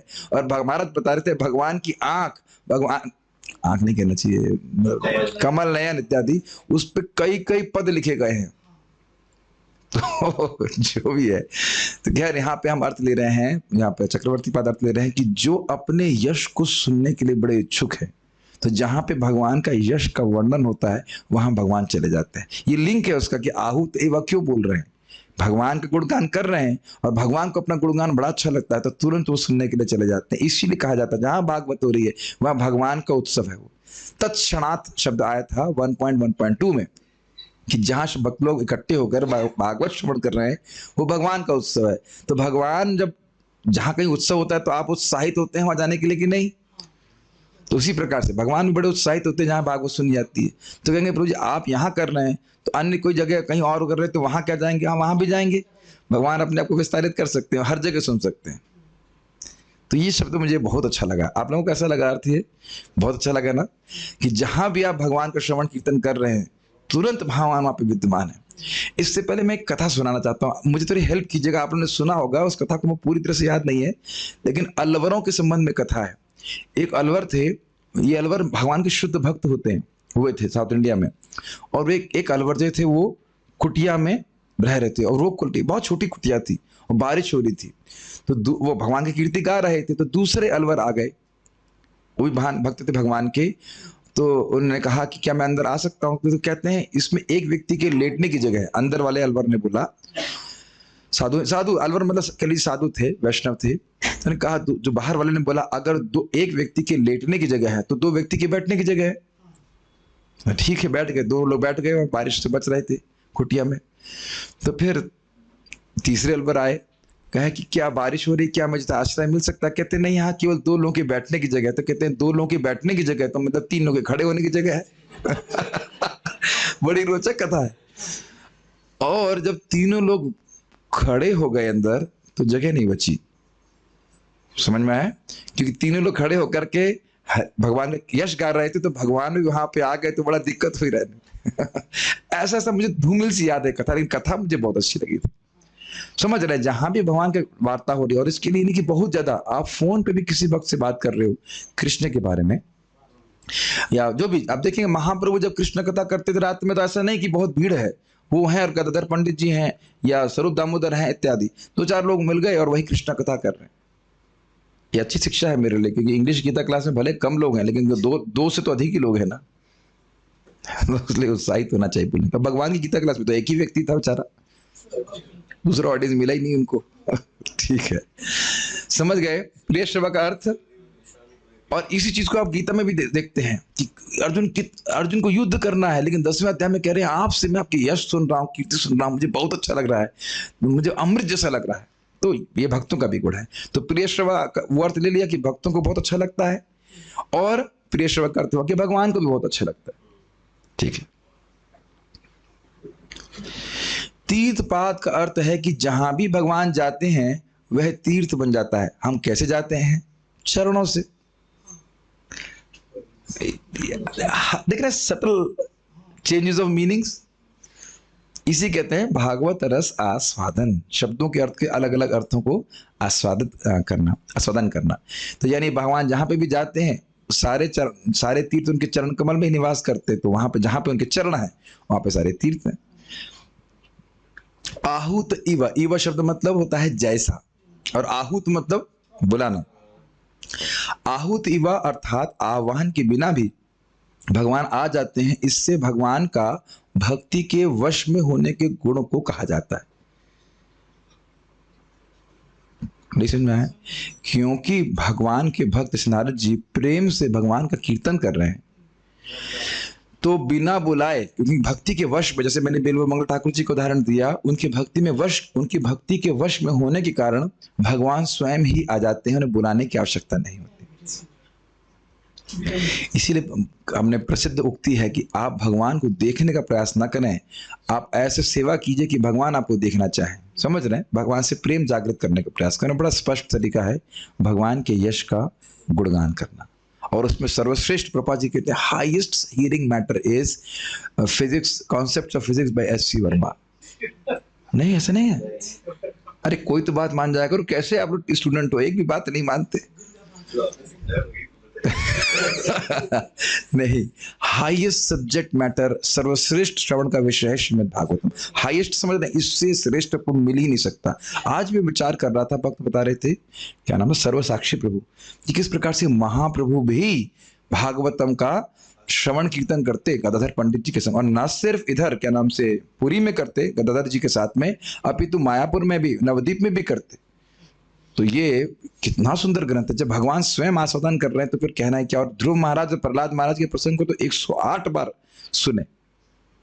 तो आप ये मत सोचिएगा कि एक रिकॉर्ड बना रहे थे, वो तृप्त नहीं हो रहे थे, बार बार अपने भक्त के यश को सुनना चाहते हैं। ठीक है, ओके। बाल प्रबोधिनी, इस प्रकार अपने पर्यटन के सामान्य प्रयोजन क्या सुना आपने? मूर्छायित्वा, वो मेरा वीणा से मूर्छा आलाप कीर्तन कर ही रहे, सामान्य प्रयोजन, जहां भी जाएंगे वो कीर्तन ही करते थे भगवान का। इस प्रकार अपने पर्यटन के सामान्य प्रयोजन का निरूपण करने के बाद, यानी बताने के बाद, विशेष रूप से स्वप्रयोजन को कह रहे हैं इस श्लोक से। स्वप्रयोजन मतलब भाई उनको क्या लाभ मिल रहा है।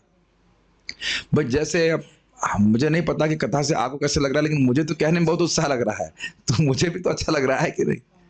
तो ये बोल रहे हैं स्ववीर्याणि अर्थात अपने यश के प्रकृषेण प्रेम पूर्वक गान के द्वारा।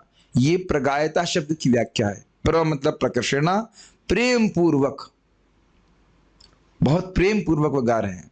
आपने कभी अनुभव किया भी होगा, कभी कोई से मंगल आरती में भक्त बड़े भाव से गाते हैं तो आंख में आंसू आ ही जाता है, मतलब इन द सेंस लाइक अलग ही एक आनंद होता है। हाँ, वो अंतर है। इसे कहते हैं क्या? भुक्ति नाम, मुक्ति नाम, शुद्ध नाम, प्रेम नाम। एक हरि नाम कर रहे हैं भोग प्राप्त करने के लिए, लोग प्रसन्न हो जाएं, लोग सोचे कि हम कितने अच्छे गायन करते हैं। एक है मुक्ति नाम, हाँ भाई नाम उच्चारण कर रहे ताकि हम जगत से मुक्त हो जाएं, संसार बंधन से मुक्त हो जाएं, वो भी एक है। लेकिन एक प्रेम नाम, भगवान का प्रेम प्राप्त करने के लिए या प्रेम अवस्था को प्राप्त हो गया व्यक्ति नाम उच्चारण कर रहा है, वो नाम अलग होता है। तो ये यहाँ पे आप समझ सकते हैं, इस प्रकार से कीर्ति गा रहे हैं। कोई उनका प्रयोजन नहीं, मुक्त तो पहले से ही, मुक्ति क्या प्राप्त करेंगे, और भोग तो पहले ही छोड़ दिए, वो क्या प्राप्त करेंगे। मेरी बात तो समझ में आ गई होंगी। प्रगायता शब्द की व्याख्या कर रहे हैं, उसके द्वारा भगवान मेरे चित्त में आहूत अर्थात शीघ्र दर्शन देते हुए दृष्ट हो जाते हैं, ये अर्थ दिख जाते हैं। प्रगायन का कारण क्या है? क्यों गा रहे हो भाई, क्या बात है, क्या कारण है? भगवान दिख जाते हैं ठीक है, लेकिन क्यों गा रहे हैं आप?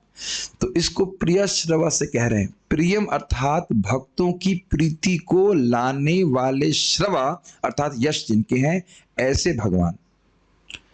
मतलब इस यश से मुझे बहुत अच्छा लगता है, ये कहने का अर्थ। जो भगवान का कीर्तन है, जो बोल रहा है वो सुन नहीं रहा है, स्वाभाविक सी बात है। जो सुन रहा है वो सुन रहा है, उसमें डाउट है। जो सुन रहा है वो सुन रहा, वो डाउट है, क्योंकि कहीं मन और चला जाता है तो सुन नहीं पाते, है ना। लेकिन जो बोल रहा है उसका मन कहीं और नहीं जाएगा, वो तो बोलना है तो सुनना ही है। ये तो इक्वेशन आप समझ गए। तो कह रहे हैं कि मुझे भी बहुत अच्छा लगता है सुनने में, ठीक है। या एक और अर्थ है भक्तों की प्रीति, मतलब भक्तों का प्रेम बढ़ाने वाला, तो वही सब अर्थ है। भक्तों का प्रेम बढ़ाने वाला, भक्तों को सुख देने वाला यश है भगवान का। अब तीर्थपाद की व्याख्या कर रहे हैं कि उन भगवान का दर्शन दुर्लभ है, इसको सूचित करने के लिए कह रहे हैं तीर्थपाद अर्थात गंगा आदि तीर्थ जिनके चरणों में स्थित हैं, ऐसे भगवान। जरा देखिए, अगर ये अर्थ लिया जाए कि तीर्थपाद का अर्थ है कि भाई, अर्थ है ही कि भगवान के चरण कमलों में सारे तीर्थ निवास करते हैं, तो भगवान बहुत दूर हुए ना, भगवान बहुत विलक्षण व्यक्ति हुए ना, उनका दर्शन कठिन हुआ ना। लेकिन वो दर्शन कैसे मिल जाता है? आहूत वजह से आवाहन किया हो, बड़ी आसानी से प्राप्त हो जाता है केवल कीर्तन करने से। कुछ अर्थ स्पष्ट हो रहा है? ठीक है। वस्तुतः मैं आवाहन नहीं करता हूं, किंतु अपनी कृपा से भगवान स्वयं प्रादुर्भूत हो जाते हैं, मतलब प्रकट हो जाते हैं। इसको सूचित करने के लिए यहाँ इवा शब्द का प्रयोग है। इवा समझ में आ गया? जैसे, मानो मैंने बुलाया हो, इस प्रकार से भगवान आ जाते हैं। कभी कभी मान लीजिए कोई मीटिंग है और कोई व्यक्ति आ जाता है जिसको बुलाया ना गया हो, तो आप कहेंगे ना उसको, आपको बुलाया गया है क्या? अब तो समझ में आ रहा है?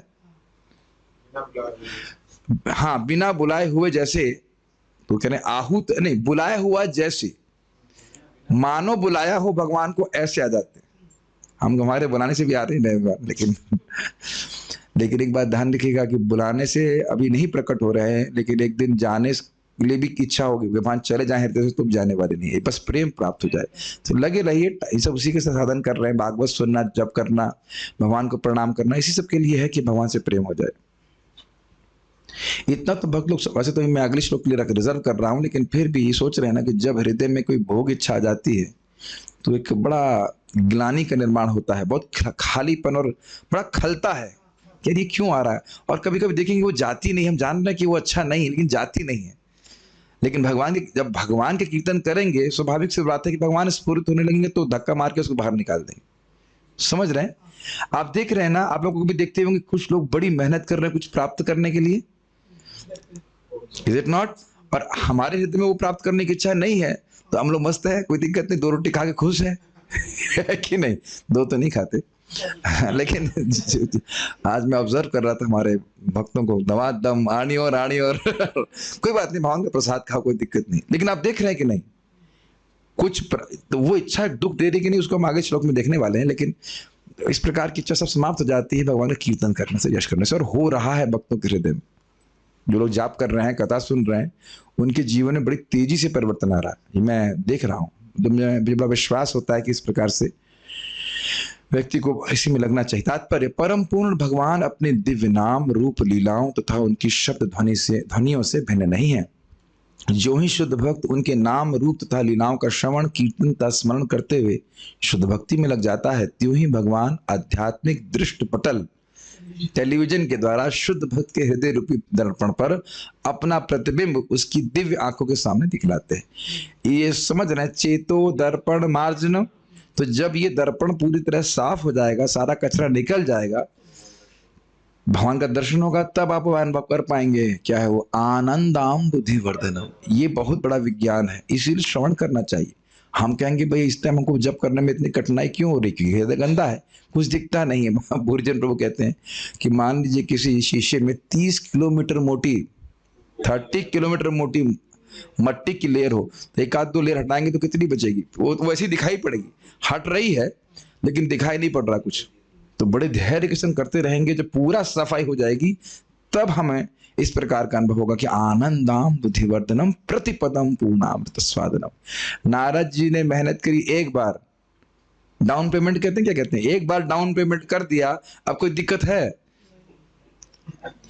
ये आप ऐसा सोच रहे हो, लेकिन हम अपनी आंखों के सामने, और अपने लिए तो प्रार्थना करते हैं कि हमारे संग कभी ऐसा ना हो, अपनी आंखों के सामने देख रहे हैं कितने लोग उस डाउन पेमेंट को नहीं करना चाहते, कहते तो बहुत ज्यादा है, माया को थोड़ा सुख प्राप्त कर लेता हूं, वो सस्ते में मिल रहा है।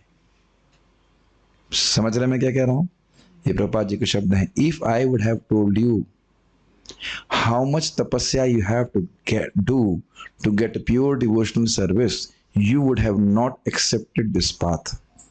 अगर मैंने आपको बता दिया होता कि कितनी तपस्या करनी है आपको शुद्ध भक्ति प्राप्त करने के लिए, तो आप भक्ति कभी स्वीकार नहीं करते। लेकिन इधर देखिए ना कि कितनी तपस्या किए हैं हम लोग अकम्पलिश्ड बद्धजीव बनने के लिए। इंग्लिश समझ रहे हैं? अकम्पलिश्ड मतलब परफेक्ट बद्धजीव बनने के लिए, जिसको भोग का चिंतन करने में कोई कठिनाई नहीं होती ना। हाँ, आहार निद्रा भय मैथुन का चिंतन करने में कोई दिक्कत नहीं। तो इसके लिए भी मैं बहुत तपस्या करी है, बहुत दुख भोगे हैं। अब इस पे महाराज का उदाहरण बताएंगे। महाराज बड़ा अच्छा बोलते हैं, कहते हैं कि भाई देखो, जिसका टेलीविजन ठीक है उसको दृश्य दिख रहा है, दृश्य तो हर जगह विद्यमान है।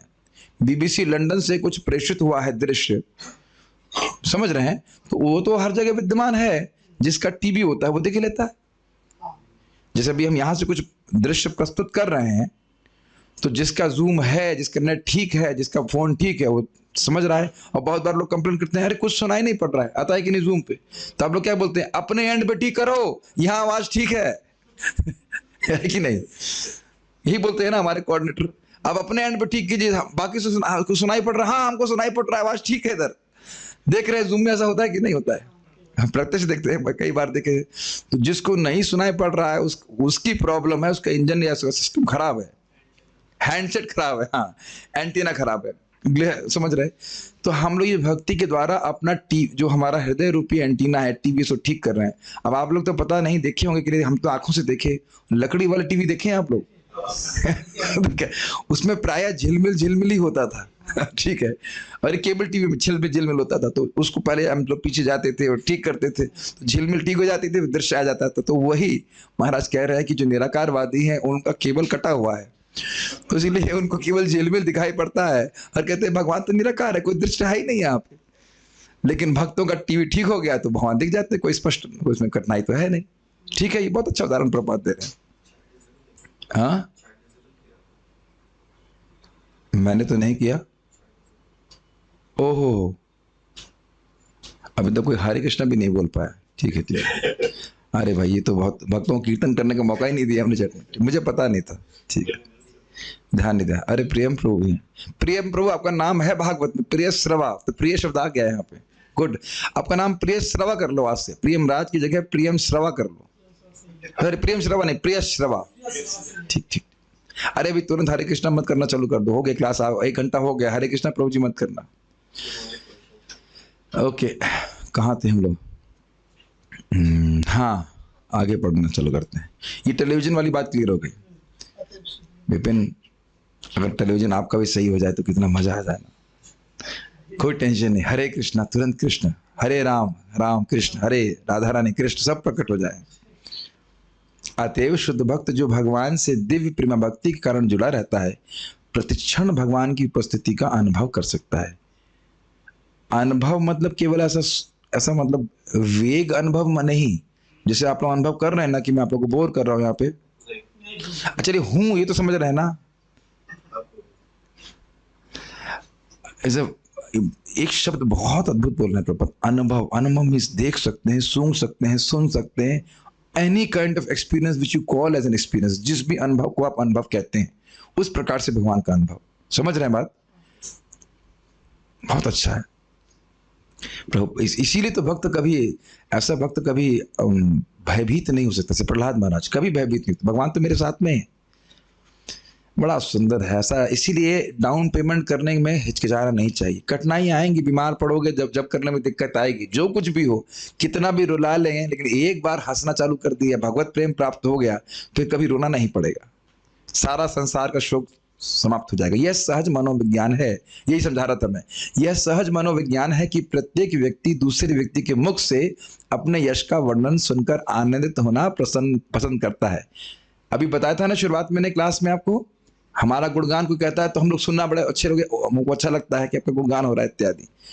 ये सहज स्वभाव है और भगवान भी अन्यों की भांति एक व्यक्तित्व होने के कारण इस मनोविज्ञान से अलग नहीं है।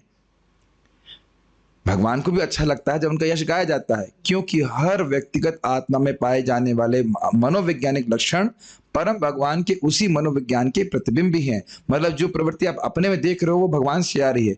यहाँ जो स्त्री पुरुष का आकर्षण है वह भी भगवान से आ रहा है, लेकिन वहां पे शुद्ध रूप में है, यहाँ पे विकृत रूप में है। वहां जो आप समझ सकते हैं बेटे और माँ का संबंध है, वहां पे प्योर रूप में, यहाँ पे विकृत रूप में है। ऐसे अन्य सब जगह ग्रहण कर लेना चाहिए। तो ये प्रतिबिंब ही है। ये लाइन समझ में आ रही है कि जैसे हम लोगों को सुनना अच्छा लगता है अपना यश, ऐसे ही भगवान को अच्छा लगता है। ये कह लीजिए जैसे भगवान को ऐसा लगता है, अच्छा लगता है, वैसे हमको अच्छा लगता है। लेकिन दिक्कत ये कि हमारा यश स्ववीर्याणी नहीं है। हमारे पास जो भी क्षमता है वह भगवान के द्वारा दी गई है। कुछ ग्रहण कर रहे हैं, बुद्धि हो, सौंदर्य हो, जो कुछ भी हो, है कि नहीं? लेकिन भगवान का जो भी शक्ति है वो उनकी खुद की है। इसीलिए स्ववीर्याणी शब्द यहाँ पे आया। अंतर केवल इतना है कि भगवान सर्वश्रेष्ठ पुरुष हैं और अपने समस्त कार्यों में अलौकिक हैं, दिव्य हैं। अतः यदि शुद्ध भक्त द्वारा अपने यश के गायन से भगवान आकृष्ट होते हैं तो उसमें कोई विस्मय नहीं होना चाहिए, उसमें कोई उनका अहंकार नहीं है, उस सहज उनका आकर्षण है। भगवान के कीर्तन भक्त का प्रेम की अभिव्यक्ति है। जैसे यहाँ पे अपने बच्चे का गुणगान करते हैं कि माता जी लोग नहीं, हाँ ये ऐसे जानती है या ऐसा करती है, इसने ऐसा किया। स्पेशली बच्चे छोटे होते हैं तो उनका गुणगान बहुत करती हैं माताएं। कोई आरोपण नहीं कर रहा हूँ, एक ऑब्जर्वेशन है, गलत तो नहीं कह रहे हैं, दृष्ट है। प्रेम है तो बोलती हैं भगवान अपने बच्चों के बारे में। तो जब भगवान से प्रेम है तो उनका कीर्तन करना ये हमारी प्रेम की अभिव्यक्ति है। Make sense?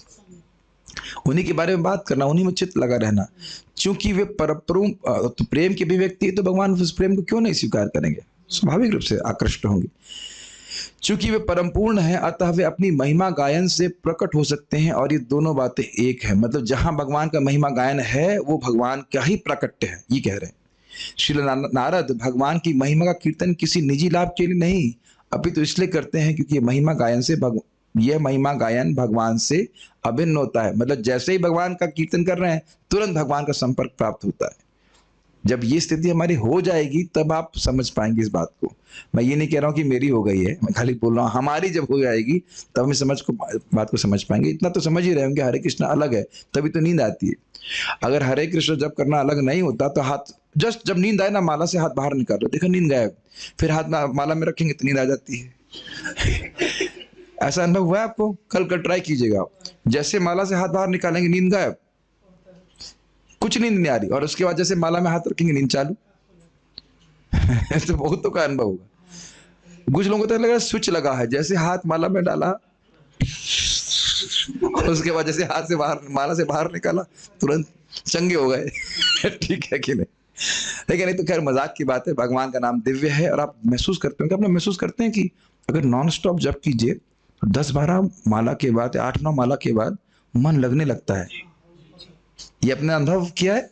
ये एक्चुअली केवल यही हमारा अनुभव नहीं है। मुझे रामकृष्ण प्रभु जो 3 लाख नाम जप करते हैं वो बता रहे थे कि 16 माला के बाद मन लगता है।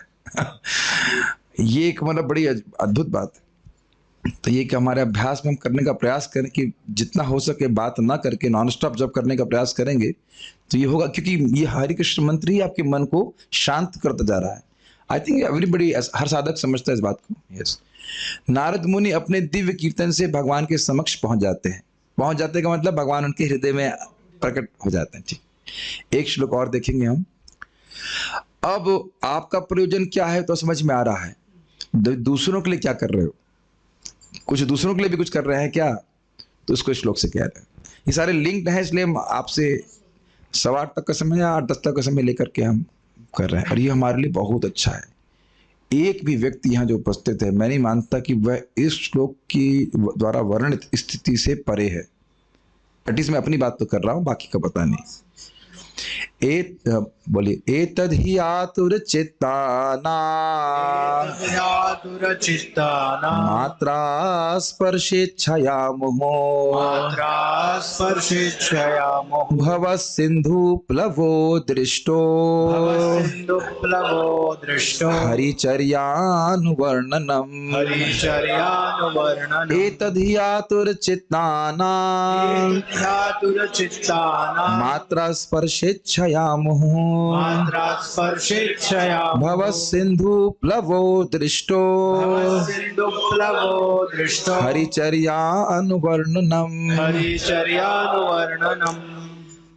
कह रहे हैं एतद् ही, वो एतद् ही नहीं है, वो ऐसे संधियों करके लग रहा है। एतद् ही, यही यही मतलब यही हरिचर्या का वर्णन।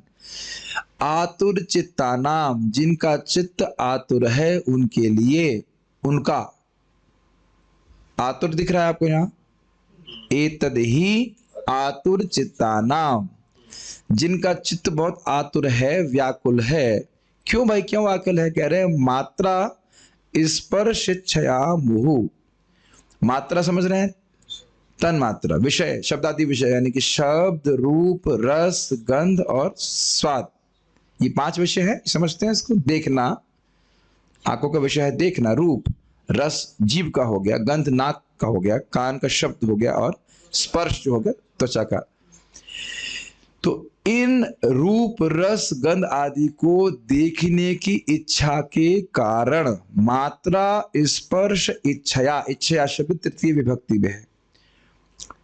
रूप, रस, गंध आदि को स्पर्श करने की इच्छा, जो मुहु मतलब बारंबार होने के कारण आतुर चित्त वाले हैं, उनके लिए एतद् ही, यही भव सिंधु, भव यानी जन्म मृत्यु के चक्र रूपी सिंधु, जिसको पार करना बड़ा मुश्किल है। जैसे समुद्र को पार करना मुश्किल है अपने सामर्थ्य से, कितना भी व्यक्ति तैरने में एक्सपर्ट हो, तैर के नहीं पार किया जाता है सिंधु। तो कह रहे हैं भव सिंधु, समझ रहे हैं? भव मतलब जन्म मृत्यु बार बार हो रहा है, और क्योंकि वह दुस्तर है सिंधु की तरह, इसलिए भव सिंधु कहा जाता है। तो उसके लिए प्लव अर्थात नौका है। क्या है नौका? हरिचर्यानुवर्णनम।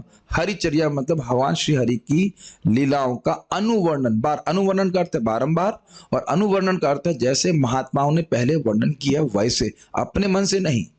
जैसे यहाँ लोग अपने मन से कृष्ण के बारे में कुछ लिख देते हैं, वो वर्णन शुद्ध नहीं करेगा। जो परंपरा में प्राप्त है वो परंपरा में प्राप्त हरिचर्या का वर्णन ही भव सिंधु को पार करने की नाव है। ऐसा दृष्ट है, ऐसा दृष्ट है मतलब देखा गया है, मेरा अनुभव है। दृष्ट समझते हैं? अरे भाई हम देख के आए, क्या बात कर रहे हैं आप, ऐसे बोलते कि नहीं? दृष्ट विषय मतलब ये देखा विषय। जैसे मैं कहूं कि गंगा जी में भैंस भी नहाती है और ब्राह्मण भी नहाता है, ये दृष्ट है, मानते हैं? ये दृष्ट का मतलब समझ रहे, ये चीज देखी हुई बात है कि गंगा जी में कोई भी नहा सकता है। तो यही बात यहाँ पे बोल रहे हैं कि दृष्ट है मतलब मेरे द्वारा अनुभूत है, बद्ध जीव के रूप में शुरू किए थे। आप लोगों के मन में बार बार आता होगा कि भाई हम ये भोग की इच्छा से कैसे हम निवृत्त हों। तो क्या बोल रहे हैं? बार बार हरिचर्यान वर्णनम। अनुवर्णनम का मतलब कीर्तन भी, सॉरी वो कीर्तन श्रवण इत्यादि, श्रवण करेंगे तभी तो बोलेंगे। इसी को महाप्रभु कहे, जरा चैतन्य लीला में चले जाइए, यही बात महाप्रभु उस कूर्म ब्राह्मण, कौन सा ब्राह्मण था? कूर्म ब्राह्मण को तो बोल रहे थे, चारे देखो तारे कहो कृष्ण उपदेश। हाँ, तो वह ब्राह्मण कह रहा था कि मैं बहुत दुखी हूँ, मैं आपके संग जाना चाहता हूँ, संन्यास लेना चाहता हूँ, और मुझे भोग की इच्छा बहुत दुख देती है। तो महाप्रभु कहते हैं, कबू न पाड़ी वे तुम्हारे विषय तरंगे, पुनरपि ठाई पावे मोर संगे।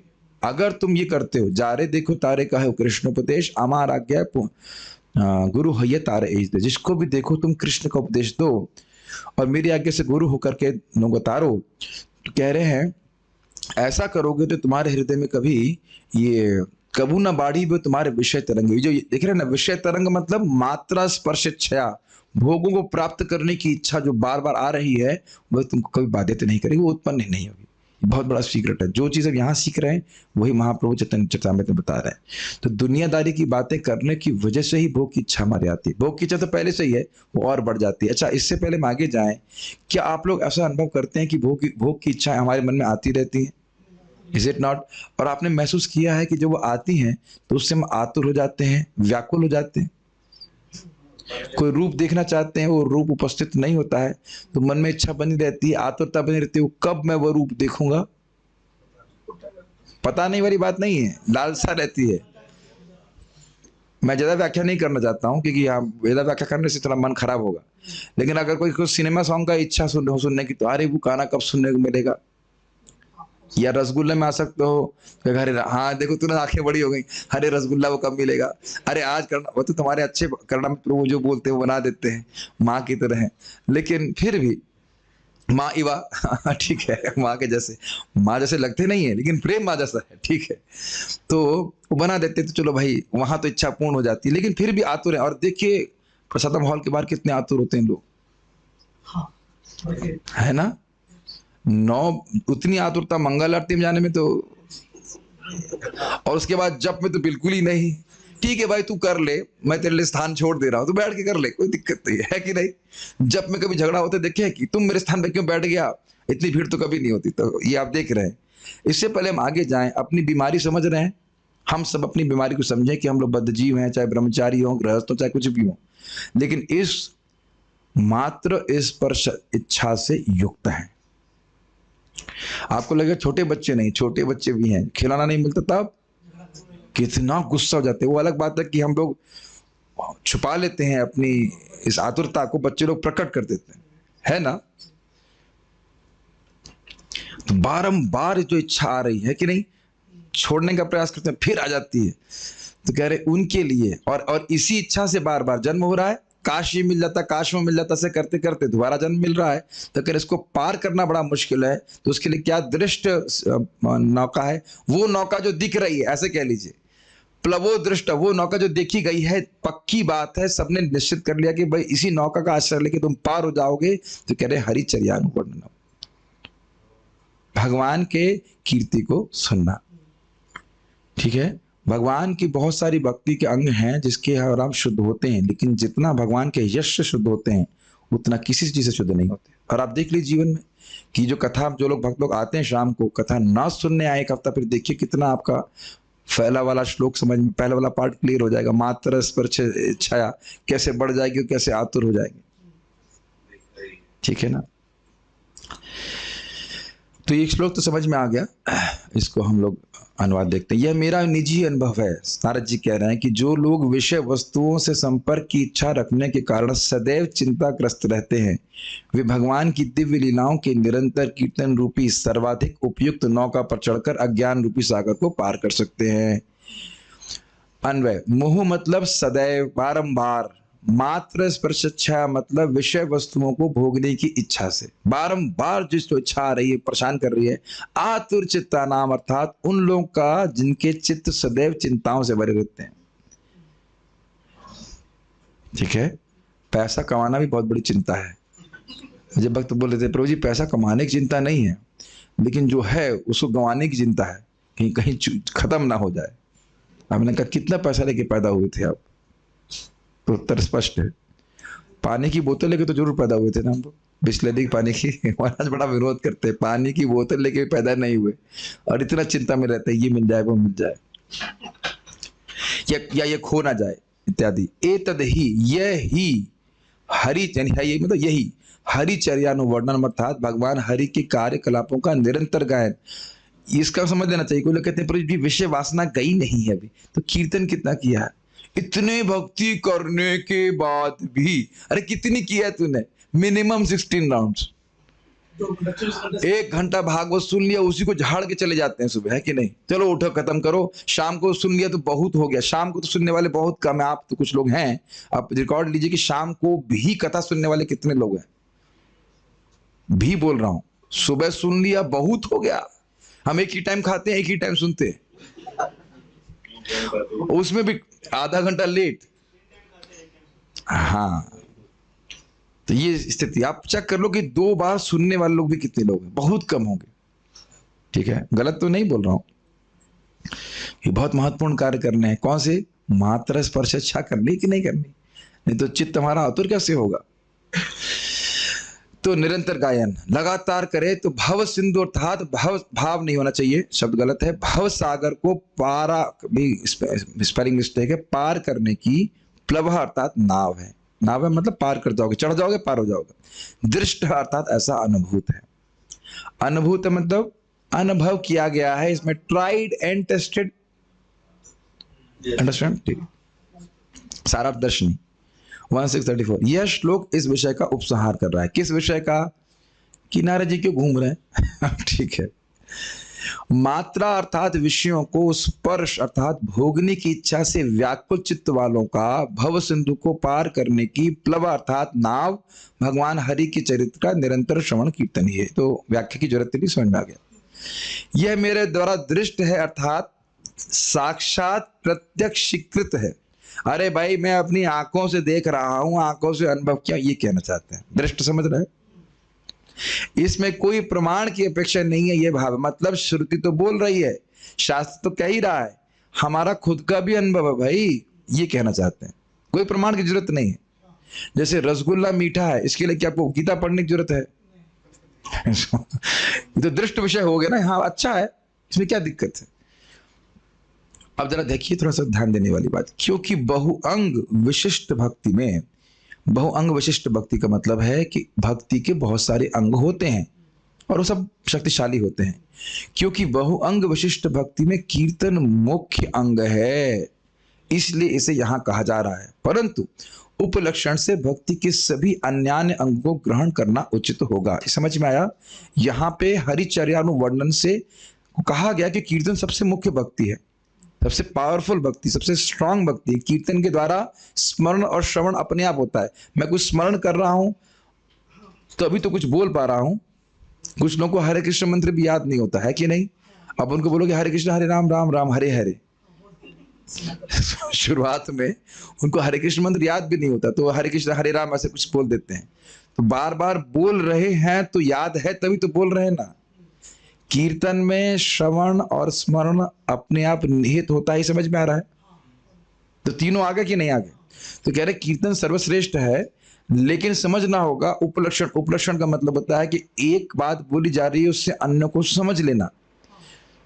अरे भाई अब इसी कीर्तन शुरू कर दिए, चलिए ठीक है। ये टीका की बात समझ में आ रही है? यानी कि भगवान की आप लोग अभी बोल ले रहे हैं, मैं बोल रहा हूं, तो ऐसा नहीं सोचना चाहिए कि मेरा शुद्धिकरण होगा आपका नहीं होगा। हरिचर्यानुवर्णन मतलब कोई व्यक्ति बोल रहा है तो आप सुन रहे हैं तो आपको भी लाभ होगा। आप अगर मान लो कोई बोल श्रवण कीर्तन नहीं हो रहा है, आप या स्मरण कर रहे हो, ये बोला गया था, तो उससे भी भव सिंधु पार हो जाएगा। ये समझ रहे हैं अर्थ? भगवान को प्रणाम कर रहे हैं तो उससे भी भव सिंधु पार हो जाएगा, ये कहने का अर्थ। उपलक्षण समझ में आ रहा है? ये कह दिया तो उसका मतलब अन्य चीजें भी, अन्य भक्ति के अंगों को भी ग्रहण कर लेना होगा, ये अर्थ है। ठीक है, लेकिन कीर्तन के बिना काम नहीं चलेगा। आप देख लीजिए, अगर कोई पूछे आपसे कि आज अपने क्लास में क्या सुना, तो पहली चीज आपको क्या करनी पड़ेगी? स्मरण। कीर्तन बाद में, कीर्तन बाद में। स्मरण करेंगे तब कीर्तन होगा। तो मैं बात क्यों बोल रहा था? हाँ, तो मैं खाली ये बोल रहा था कि कीर्तन करने में अपने आप स्मरण होगा ही, इसीलिए कीर्तन को सर्वश्रेष्ठ कहा गया। बिना स्मरण के आप कीर्तन कर ही नहीं सकते। ओके, बताओ 2.40 बताओ भगवद गीता। हाँ देखो, अब इनके चालू हो गया ना स्मरण। नहीं हाँ भी क्रम नाशुस्ति, याद कर रहे हैं तभी तो बोल रहे हैं ये बात। ठीक है। बाल प्रबोधिनी 1.6.34 पर प्रयोजन को इस एतद ही श्लोक से कह रहे हैं। पर प्रयोजन पिछला अपने स्व प्रयोजन सुन लिया, उनको खुद को भगवान के दर्शन होते रहते हैं इसलिए करते रहते हैं। अब दूसरों को क्या लाभ होगा भाई? हरिचर्या और वर्णन कोई वैष्णव भक्त करेंगे तब तो लोग सुनेंगे ना भाई। तो इसलिए कह रहे कीर्तन करता रहता हूं क्योंकि यही तो दवा है और कोई दवाई नहीं। जैसे आप कहेंगे भाई नारद जी कीर्तन करते हैं, तो हमें तो मिलते नहीं नारद जी। नारद जी कीर्तन करते हैं, कीर्तन करते रहे, हमें तो नहीं सुन रहे हैं, हम तो नहीं सुन रहे हैं। सही बात है। अरे कोई तो ऑब्जेक्शन करो, सब हाँ के बोल रहे हो। अभी किसे सुन रहे ना? नारद जी सुन रहे कि नहीं सुन रहे? सब हाँ बोलने के लिए बैठे हैं। उनके कीर्तन को रिकॉर्ड किया गया है कि नहीं? कितने सुंदर सुंदर श्लोक है ना वो। क्या वो श्लोक था वो? नावे जनो जातु कथंचना व्रजेन मुकुंद सेव्यंग मुकुंद सेव्यंग मुकुंदंग्र साव्य अंग्र अन्यवतंग संसृतिम स्मरण मुकुंदांग्रि उपगूहनम पुनर विहातुमिच्छे नरसग्रहो जना। कितना सुंदर श्लोक है, बहुत अच्छा श्लोक। अर्थ की दृष्टि से, गायन की दृष्टि से, श्रवण की दृष्टि से अच्छा नहीं लग रहा था। मेरी तो आवाज खराब हो गई, लेकिन श्लोक तो अच्छा ही है ना। तो आप भगवान नारद जी के कीर्तन को अब तक श्रवण नहीं करते आए हैं, मन में प्रसन्नता नहीं हो रही। हाँ, तो कीर्तन किए हैं, उसको रिकॉर्ड किया गया है, उसको भी सुन सुन करके हम पवित्र हो रहे हैं। तो इसलिए कीर्तन करते ही रहें। Does it make sense? और आपको याद है ना, वीणा पाणी स्मरणेवा, वीणा हाथ में है और नारद जी को बोल रहे हैं। अब हमको ये नहीं पता कि वीणा बजाते वायलिन अब तो आ गया ना, मतलब वीणा बजाते बजाते बोल रहे हैं, मुझे नहीं पता, बट ऐसा हम संभव हो सकता है कि वीणा बजाते बजाते भी बोल रहे हों। कोई ऐसा जरूरी नहीं है कि गा नहीं सकते। एक बात इसे समझ में आ रही है कि भागवत कथा में भी म्यूजिक हो सकता है, लेकिन उसका प्रयोजन एंटरटेनमेंट नहीं होना चाहिए। मतलब मैं कुछ बोल नहीं रहा हूँ, मैं सपोर्ट नहीं कर रहा हूँ, ऐसा मेरे को लग रहा है, लेकिन हम करने वाले नहीं है, ऐसा हमारा सामर्थ्य नहीं है। लेकिन ऐसा इससे स्पष्ट समझ आ रहा है कि कीर्तन कर रहे हैं, वीणा बजा के भी कीर्तन कर सकते हैं, उसमें कोई कठिनाई नहीं। भागवत ब्रह्म संहिता में लिखा है कथा गानम नाट्यम गमनपि। गोलोक में गाते गाते, वहां कुछ बोलता नहीं, सब लोग गाते ही रहते हैं, इतने आनंद में रहते हैं। लेकिन यहाँ पे जो म्यूजिक के दल कथा होती है, उसका प्रयोजन क्या है? प्रयोजन है लोगों को एंटरटेनमेंट करना, वो गलत बात है। अन्यथा इस पे मैं महाराज से पूछूंगा कल कि भाई ये तो है इस प्रकार से, तो क्या क्या अंडरस्टैंडिंग होनी चाहिए, इसे मैं सोच रहा था। अभी मैं कोई निर्णय नहीं दे रहा हूँ, और निर्णय देने की क्षमता मेरे पास है भी नहीं। हम खाली बोल रहे हैं कि दूसरे को भी शुद्ध करने के लिए वैसा घूमते रहते हैं, कीर्तन करते रहते हैं। ये बात हम यहाँ पे देख रहे हैं। ही शब्द अवधारणा के लिए, अवधारणा मतलब भाई ये निश्चित बात है कि भगवान की हरिचर्या, भगवान की कीर्ति का वर्णन करके ही, अब समझ में आया? ही मतलब सर्टेनिटी, सर्टेनली, उसके अलावा और कोई तरीका नहीं। निश्चित बात है कि उसके द्वारा ही जीवों का दुख है वो दूर होगा। मात्रा अर्थात शब्द आदि विषयों को भोगने की इच्छा के कारण आतुर चित्त वाले जो हैं, उनके लिए भवसिंधु, और भवसिंधु की व्याख्या कर रहे हैं, अर्थात दुस्तरत्व के कारण जन्म मरण आदि लक्षण समुद्र को पार करने की, यानी कि अर्थ इसका यह है कि जैसे समुद्र को पार करना बड़ा कठिन है, और भव मतलब बार बार होना, भव मतलब होना, होना का मतलब जन्म लेना, फिर मरना, फिर जन्म लेना, फिर मरना, तो एक श्रृंखला के रूप में है। और इससे कितने जन्म हमने ले लिए, रुक नहीं रहा है। इसको इस श्रृंखला को तोड़ना वैसे ही कठिन है जैसे सिंधु को, समुद्र को पार करना। इसीलिए कह रहे दुस्तरत्व के कारण इसको भव सिंधु कहा जाता है। क्लियर समझ में आ रहा है बात? तो इस प्रकार के समुद्र को पार करने की प्लवा, क्योंकि समुद्र तो कहीं दिख नहीं रहा है, दिख रहा है आपको? समुद्र तो कहीं नहीं दिख रहा है। महाराज अन्यत्र कथा में बोलते हैं समुद्र नहीं दिख रहा है, लेकिन ये बार बार इच्छाएं हैं भोग की, तो बार बार जन्म, बार बार जन्म, बार बार जन्म हो रहा है। तो उसको पार करने की प्लवह अर्थात नाव को अन्वय और व्यतिरेक से, अब देखिए व्याख्या सुंदर, अन्वय और व्यतिरेक से तत्वज्ञों के द्वारा यही निर्धारित किया गया। अब ये इसका मतलब क्या है? अन्वय मतलब डायरेक्टली भगवान का यश ही इस नाव, ये वो नाव है जो इसको पार कराने वाला है, और व्यतिरेक मतलब इसके अतिरिक्त कोई और साधन नहीं है, ये है और इसके अलावा कुछ नहीं है। समझ रहे हैं? हाँ, तो मान लीजिए कहें कि ये है और ये भी है, तो व्यतिरेक नहीं हुआ, ये है और कुछ नहीं है। इस तरह से कह रहे हैं कि जो लोग विद्वान हैं उन्होंने निर्धारित कर लिया है कि भगवान के कीर्तन करने से ही व्यक्ति पार होगा, और उसके अलावा और कोई तरीका नहीं। इसलिए अन्वय व्यतिरेक से तत्वज्ञों को, जो तत्व को जानते हैं, उन्होंने निर्धारित किया है। क्या निर्धारित किया गया है? मालूम को क्या क्या क्या कौन सी नाव की बात कर रहे हैं आप? टाइटैनिक की बात कर रहे हैं, जो पहली बार डूब गया था, पहली बार में ही डूब गया था अवधारणा के लिए। इस पर कह रहे हैं हरिचर्यारु वर्णनम। हरि, अब देखिए हरि की व्याख्या कर रहे हैं। देखिए हर आचार्य बड़ा सुंदर तरह से एनालिसिस कर रहे हैं। अभी तक हमने कहा हरिचर्यारु वर्णनम का अर्थ लिया, अब हरि शब्द की व्याख्या कर रहे हैं। हरि अर्थात भक्त जनों के दुख हरणशील। शील मतलब बहुत सुंदर स्वभाव वाले। भगवान को हरि इसलिए कहते हैं क्योंकि भक्तों के दुखों को दूर करने में लगे ही रहते हैं। आपने सुना था ना, भक्ता नाम शम अभिप्सितः, हमेशा भक्तों को परमानंद देने की इच्छा रखने वाले हरि भगवान, उनकी ही कृपा को मन ने माना। जब उनकी मां मर गई थी उनकी, नारद जी की, तो कहते हैं मैंने कृपा माना। तो वहां अर्थ यहाँ याद आ रहा है भगवान का वो गुण कि हमेशा अपने भक्तों को सुख ही देना चाहते हैं। तो ऐसे हरि, उनकी लीला का वर्णन करना है कि लीलाओं का अनुवर्णन अर्थात जो महान भक्तों द्वारा कृत है उसका। ये सुना है आपने कई बार अर्थ। अनु मतलब अनुगत्य में वर्णन करना, अपनी मनगढ़ंत तरीके से भगवान का वर्णन नहीं करना। समझ रहे हैं? भगवान मैं नाम कृष्ण है, मेरा मथुरा में जन्म हुआ, फिर मेरे पिताजी लेके चले गए, ये नहीं। अपने मनगढ़ंत तरीके से नहीं, जैसा शुद्ध भक्तों ने परंपरा में वर्णन किया वैसा करना। वर्णित भगवत चरित से ही वक्ता मतलब बोलने वाला, श्रोता मतलब सुनने वाला, और स्मरण करने वाले की सभी प्रकार की तृष्णाओं के निवर्तन के द्वारा यह संसार के धारक हैं, यह भाव है। ये लाइन समझ में आई? ये समझना होगा कैसे भव सिंधु की नाव है। देखिए भव सिंधु समझ में आ रहा है, बार बार जन्म बार बार मरण। अब ये बताइए जन्म क्यों होता है? भोगने की इच्छा, ठीक। अब भोगने की इच्छा समाप्त हो, जन्म समाप्त, खत्म, क्लियर। तो कह रहे हैं कृष्ण कथा श्रवण कीर्तन करने से, कृष्णाम उच्चारण करने से बोलने वाले, सुनने वाले और स्मरण करने वाले की भोग की इच्छा समाप्त हो जाती है। तो फिर आप दोबारा जन्म नहीं लेंगे। अब समझ में आया कैसे धारक हो गया? देखिए बहुत बड़ा विज्ञान है।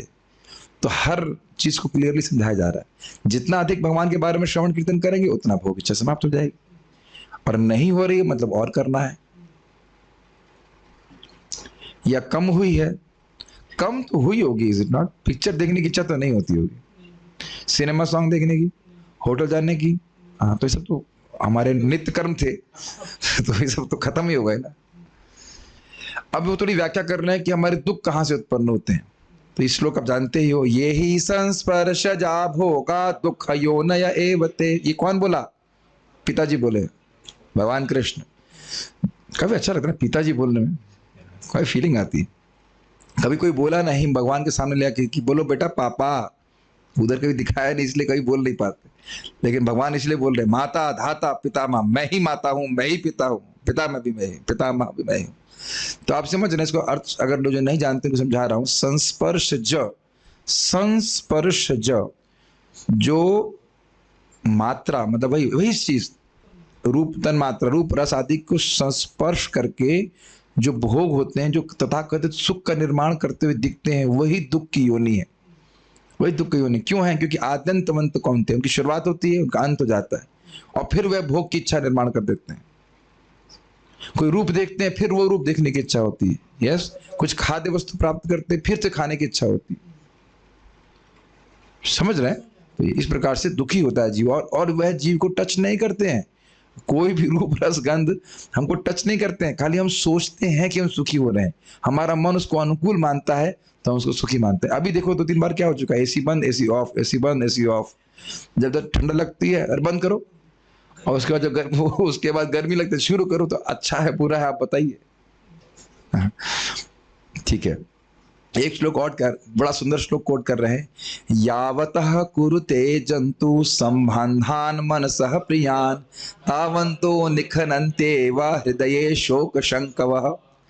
यावतः कुरुते जंतु संबंधान मनसः प्रियान, ये संबंध सोचते हुए कि मेरे मन को बड़ा प्रिय लग रहा है, जो जंतु हमारे जैसा जीव जो जगत में बंधा हुआ है, जो कुछ करता है, तावन तो वही निखनन्ते व हृदये शोक शंकवः, वह उसके हृदय को शोक और शंका यानी व्याकुलता, शंका मतलब वो मत लीजिएगा, शंका मतलब व्याकुलता, शोक और व्याकुलता में निमज्जित, निखनन्ति मतलब निमज्जित करता है। गलत तो नहीं कह रहे? अरे उससे शादी हो जाती तो बड़ा अच्छा लगता, जीवन सार्थक हो जाता। उसके बाद प्रोग्रेशन आप जानते ही हैं, चंद्रमुखी, सूरज, कथा नहीं कर पाओगे आप, सब जम कर जाते हो आप। चंद्रमुखी, सूरजमुखी और ज्वालामुखी, ये दृष्ट विषय है। मैं भी देखा, दृष्ट आपको कहाँ से हो गया ब्रो जी? बलराम हॉल के बाहर तुलसी जी के इधर थोड़ा आ जाइए, नॉर्थ में आइए, और अकाउंट ऑफिस के पीछे एग्जैक्टली देखा, एक माता जी थी और डिवोटी थी, अपने पति को ऐसे डांट रही थी, सिर्फ छोटे बच्चे को डांट रही और पब्लिक में डांट रही थी, चलते चलते डांट रही थी, वो बेचारा चुप एकदम। वाह, ये तो दृष्ट विषय है। ये अच्छा दृश्य भगवान ने दिखा दिया है, मंदिर जरूर जाना चाहिए। ये काफी दृष्ट ठीक है। तो खैर, जो भी इस तरह से व्यक्ति करता है, या फिर हमने भी जूम पे सुना, जब सेशन शुरू होने वाला था, एक माता जी पीछे से बोल रही थी, तुम दोनों से तो मैं दुखी हो गया हूं। दोनों मतलब कौन? बच्चे। तो आप देख रहे हैं कि जिसको व्यक्ति मान रहा है कि ये बहुत अच्छा है, बहुत अच्छा है, वही उसको शोक और मैं डुबो देता है। जिसको मन को प्रिय लगने के संबंध से जीव करता है, वही भोग के कार्य उसके हृदय में शोक और उद्विग्नता को भर देते हैं। स्पष्ट है? ये भागवत श्लोक है। यत्रेड्यन्ते, अब कह रहे हैं कि कथा से क्या होता है, देखिए, यत्रेड्यन्ते कथा मृष्टास्तृष्णाया प्रशमो यतः निर्वैरम यत्र भूतेषु नोद्वेग यत्र कश्चन। भागवत 4:30-35। जब भी दिव्य लोक की कथाओं की चर्चा चलती है, श्रोतागण भले ही क्षण भर के लिए ही क्यों ना हो, हमेशा के लिए नहीं, कुछ समय के लिए समस्त भौतिक तृष्णाएं भूल जाते हैं, कुछ समय के लिए एटलीस्ट। यही नहीं, आगे से वे एक दूसरे से न तो वैर करते हैं, न किसी कुंठा या भय से ग्रसित होते हैं। ये तो आप लोग अनुभव कर ही रहे होंगे। सब लोग अलग अलग बैकग्राउंड से हैं, सब कुछ। कथा के समय कथा सुनने वाला व्यक्ति स्वाभाविक रूप से झगड़ा करने से दूर हो जाता है। अगर सीरियसली कथा सुन रहा है तो झगड़ा करने की प्रवृत्ति एकदम उसकी हट जाती है, वैर करने की प्रवृत्ति भी खत्म हो जाती है। ठीक है, हमारे भगवान की कृपा से जो हमको मिला खुश है। कथा जो ना ग्लानी को खत्म कर देती है। ग्लानी समझ रहे हैं? हाय ये नहीं मिला, हाय वो नहीं मिला, वो सब समाप्त होने लगता है। ये कथा का प्रभाव है, भागवत का शब्द है। यदा सर्वे प्रमुच्यन्ते कामा ये अस्य हृदि श्रुतः अथ मर्त्यो मृतो भवत्य अत्र ब्रह्म समश्नुते। कह रहे हैं, यदा सर्वे प्रमुच्यन्ते कामा ये अस्य हृदि श्रुतः, जो हृदय में आश्रित काम आदि हैं, जब वो पूरी तरह से नष्ट हो जाते हैं, अथ मर्त्य अमृतो, जो मर्त जीव हम लोग बार बार जो मर रहे हैं, वह अमृतत्व को प्राप्त होता है, और ब्रह्म समश्नुते, वह ब्रह्म सुख यानी भक्ति के सुख को अनुभव करता है। तो ये सब श्लोक क्यों कोट किया जा रहा है, समझ में आ रहा है? पहला श्लोक कोट किया गया कि सारी दुख की योनि क्या है? भोग है। उसके बाद कहा कि जो भोग प्राप्ति के लिए साधन करते हैं, वो दुख में हमको और डाल देते हैं। ठीक। और उसके बाद कहा कथा सुनने से व्यक्ति सारी तृष्णाओं से मुक्त हो जाता है। और अब कह रहे हैं कि जब तृष्णाएं मुक्त हो जाता है जीव, तो वह अमृतत्व को प्राप्त करता है, मुक्त होकर के भगवान की भक्ति के सुख को अनुभव करता है। तो ये सब 4-5 श्लोक बोले, तो आप समझ में आया कि व्याख्या क्यों कर रहे हैं। हरि जो भक्तों के दुख को हरणशील है, किस प्रकार से दुखों को निवृत्त करते हैं? कथा के द्वारा, कीर्तन के द्वारा, भक्ति के द्वारा। Does it make sense? ठीक है। जब हृदय में आश्रित सभी काम इच्छाएं नष्ट हो जाती हैं, तब मर्त्य व्यक्ति अमर हो जाता है और ब्रह्म सुख का अनुभव करता है। इस संबंध में इन वाक्यों का अनुसंधान करना चाहिए, मतलब विचार करना चाहिए। विषय भोग में जाने पर भी उसकी इच्छा पुनः पुनः प्रकट हो जाती है, यह प्रसिद्ध है। इसको मुहु शब्द से कहना है। कहने का अर्थ है, आपने सुना था ना, मात्र स्पर्शेच्छा मुहु, बार बार होती है। ऐसा नहीं है कि भोग प्राप्त कर लिया अब हमको कोई और इच्छा नहीं होगी। बार बार वो जूते मारते हैं इच्छाएं और हमको प्रवृत्त कराती हैं उन्हीं कर्मों में। तो कहने इस प्रकार से दग्ध जीव वह मुक्त हो जाता है इन इच्छाओं से, अगर वो भगवान के बारे में श्रवण करता है। और इसके अलावा और कोई तरीका नहीं। प्रभुपाद जी के तात्पर्य, जीव का लक्षण यह है कि वह थोड़े समय के लिए भी मौन नहीं रह सकता।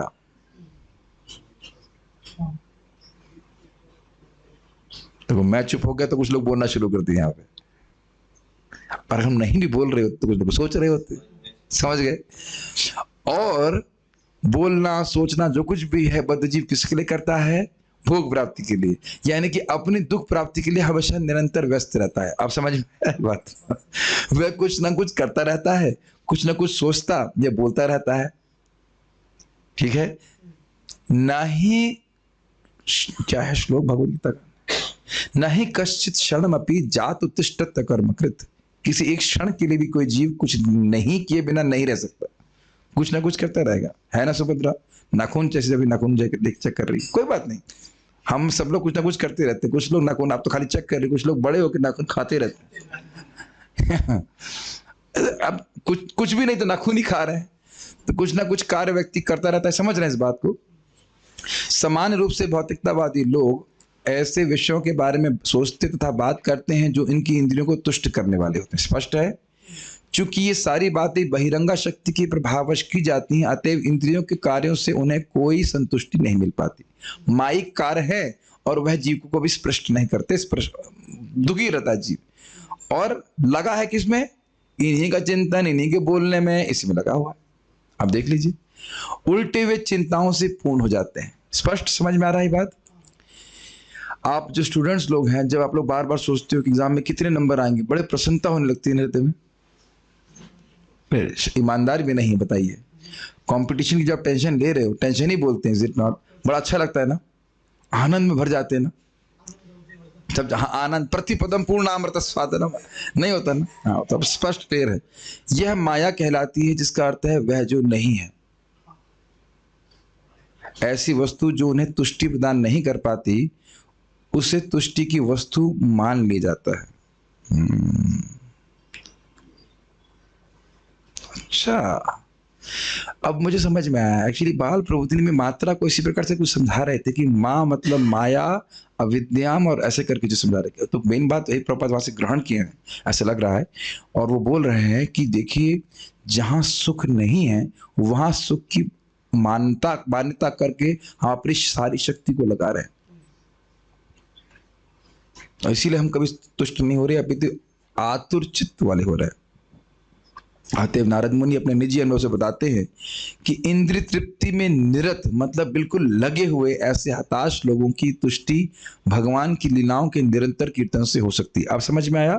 दूसरों के उद्धार के लिए, दूसरों के प्रयोजन के लिए, दूसरों को सुख देने के लिए भगवान ऐसा करते हैं। नारद जी भगवान के कीर्तन का अनुवर्णन करते रहते हैं। बात इतनी सी है कि विषय वस्तु को केवल बदल देना होता है। ना तो कोई किसी जीव को सोचने से रोक सकता है, ना अनुभव करने से, चाहने से या कार्य करने से रोक सकता है। स्पष्ट है, किंतु यदि कोई वास्तविक सुख चाहता है तो उसे केवल विषय वस्तु बदलनी होगी। माया में सोच रहे हैं तो कुछ मिलने वाला नहीं, सूखा मामला है। और भगवान के बारे में सोच रहे हैं, कीर्तन कर रहे हैं, कुछ भी कर रहे हैं, तो आपको प्रसन्नता होगी। हमेशा देखिएगा, बहुत प्रसन्नता होती है।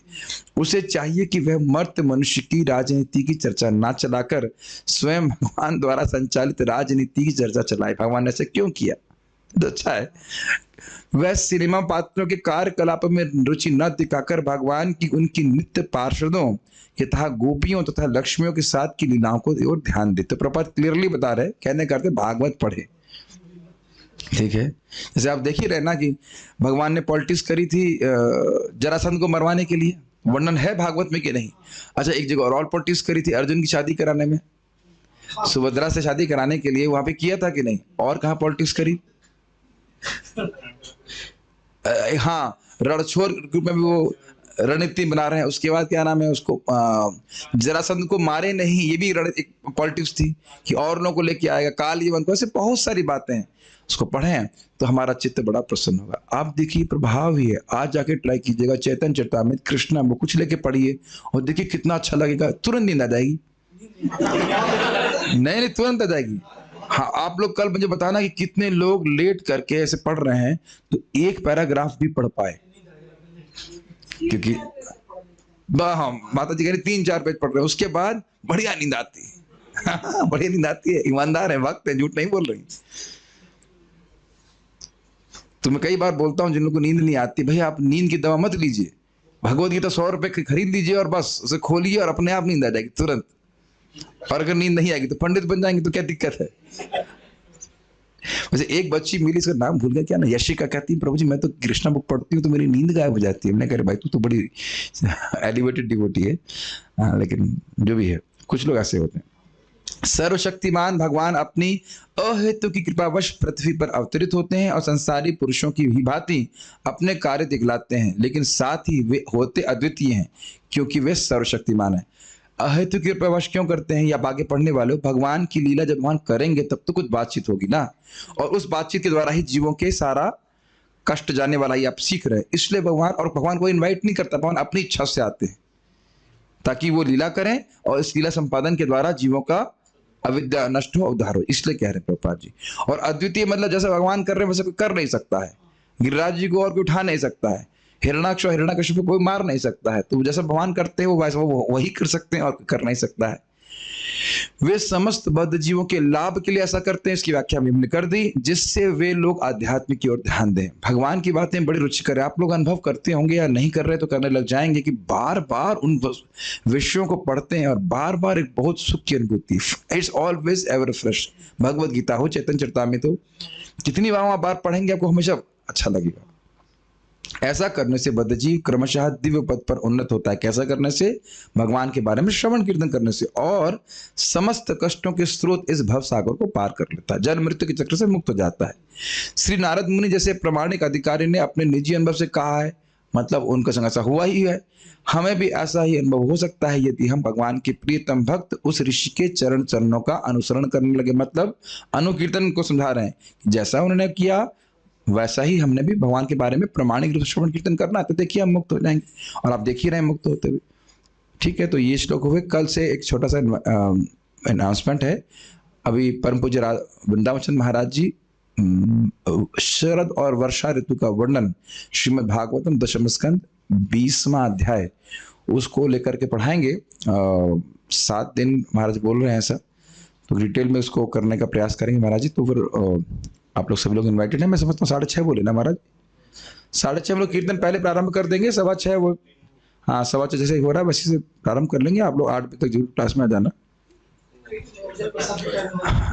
नहीं, जूम वाले थोड़ा 9 बजे आ सकते हैं वो तो कितने बजे भी आएंगे उसके साथ तो नहीं मिल सकता, तो टाइम से आ जाइएगा, सुनिएगा, बहुत आनंद आएगा। I feel this path requires more labor than doing MD to get love of Lord Krishna। कह रहे हैं कि प्रभुपाद जी सही कह रहे हैं कि बहुत ज़्यादा मेहनत है। प्रभु जी डॉक्टर हैं तो कह रहे हैं डॉक्टर बनने में कम मेहनत थी और भगवत प्रेम प्राप्त करने में ज़्यादा मेहनत है। एक्चुअली ऐसा तो नहीं है, ऐसा तो नहीं। अगर आप निरपराधिक रूप से नाम उच्चारण करते हैं तो इतना तो नहीं है। 14-15 घंटे तो हम लोग को भागवत नहीं पढ़ने को कहा जा रहा है, इज इट नॉट? इतना तो पढ़ते ही होंगे आप डॉक्टरी में। हाँ, ये है कि काफ़ी लंबे समय तक करना होता है और करते ही रहना। लंबे समय तक नहीं, जब तक प्रेम प्राप्त ना हो जाए तब तक करते रहना होता है। उसके बाद भी रुकने, उसका तो रुकने को मतलब नहीं। भक्त लोग बोल रहे हैं कि मैं कभी सुबह, प्रभु जी बोल रहे हैं कि हाँ एक अच्छी बात कह रहे हैं कि मैं अपनी पढ़ाई के समय कभी 3 बजे नहीं उठा, लेकिन अब मैं 2:45 पे उठ रहा हूँ। तो रोते रोते उठ रहे हैं, बताइए प्रभु जी, ये खुशी खुशी उठ रहे हैं। मैं बोला हूँ आपको उठने के लिए, देखिए कितना अंतर है। अंतर देख रहे हैं? मैं प्रभु जी को नहीं बोला, अभी तो उनका हार्ट का ऑपरेशन हो चुका है, डॉक्टर बोला 5 बजे उठो, लेकिन वो खुद उठ रहे हैं। इसका मतलब क्या है? आप खुश होकर के उठ रहे हो। अंतर देख लेना चाहिए। जब हम डॉक्टर बनने के लिए या कुछ भी बनने का प्रयास करते हैं तो हम दुखी होकर करते हैं, मर मर के करते हैं, है कि ना आलोक जी? मर मर के आप कॉम्पिटिशन की तैयारी कर रहे हो कि नहीं? खुश होकर तो नहीं कर रहे हैं, लेकिन कोई 3 बजे उठ रहा है तो उससे जो जब का सुख मिल रहा है उसको वो सुख प्रेरित कर रहा है कि नहीं? करना में तो 2 बजे उठने की क्या जरूरत है? अच्छा लगता है, इज इट नॉट? तो भक्ति की तपस्या सुख देने वाली है, सुख प्रेरित करता है। श्लोक किधर से बोला आपने? कौन सा श्लोक? पता नहीं कौन सा बोलते, मुकुंद श्लोक। अरे भाई 5वें अध्याय में पढ़ाया है, कितनी बार बोला है। कौन व्यक्ति है ये? शायद अभी, हाँ ये नए व्यक्ति, इनको पता नहीं होगा। प्रथम स्कंद के 5वें अध्याय को हम पढ़ाए थे, उसमें का श्लोक है वो। जैसे आपने बताया कि नारद जी भगवान का आह्वान नहीं करते पर भगवान उनके हृदय में प्रकट हो जाते हैं। जैसे नारद जी ने भगवान को आह्वान किया हो, पर प्रभु जी नारद जी भगवान की प्रसन्नता के लिए और प्रेम भक्ति में स्थित होने के कारण भगवान का यश गान करते हैं, तो वहां और प्रकट होने में क्या अंतर हुआ? क्योंकि शुद्ध भक्ति सदा ही भगवान की भक्ति में लीन रहते हैं और हृदय में वो भगवान से हमेशा दर्शन अनुभव करते हैं। बड़ा एक क्वेश्चन था, it was a comment with a question mark. देखिए, जो श्लोक आपके सामने है वो ऐसे बोल रहे हैं, वो उनका काम है केवल भगवान का कीर्तन करते रहना, लेकिन भगवान अपने आप प्रकट हो जाते हैं क्योंकि भगवान अपने कीर्तन से अभिन्न है एक, और दूसरा अपने कीर्तन को सुनने में उनको बहुत अच्छा लगता है, तो प्रसन्न होकर के दर्शन दे देते हैं। बस सीधी सीधी बात। अब को ये सब अनुभव कैसे है? कौन सा अनुभव पता नहीं, मैं भी ऐसे ऐसे बोल देता हूँ, ऐसे ने फेस बना रखा है कि प्रश्न क्या है, प्रश्न वाला मुद्रा होती तो मुझे भी पसंद नहीं आ रहा कौन से अनुभव की बात कर रहे हैं। फर्स्ट ओ एक भक्त जोक मार रहे हैं, फर्स्ट ईयर हस्बैंड इज प्राणनाथ, सेकेंड ईयर ओनली नाथ एंड थर्ड इज अनाथ। Good joke, good joke. रोटी भी नहीं दी जाती बेचारे को। ब्रह्म सुख और भगवत प्रेम एक ही है। हाँ, हम यही समझते हैं। ब्रह्म, वो जो ब्रह्म का सुख है वो कुछ खास विशेष सुख नहीं है, भक्ति सुख की बात की जा रही है।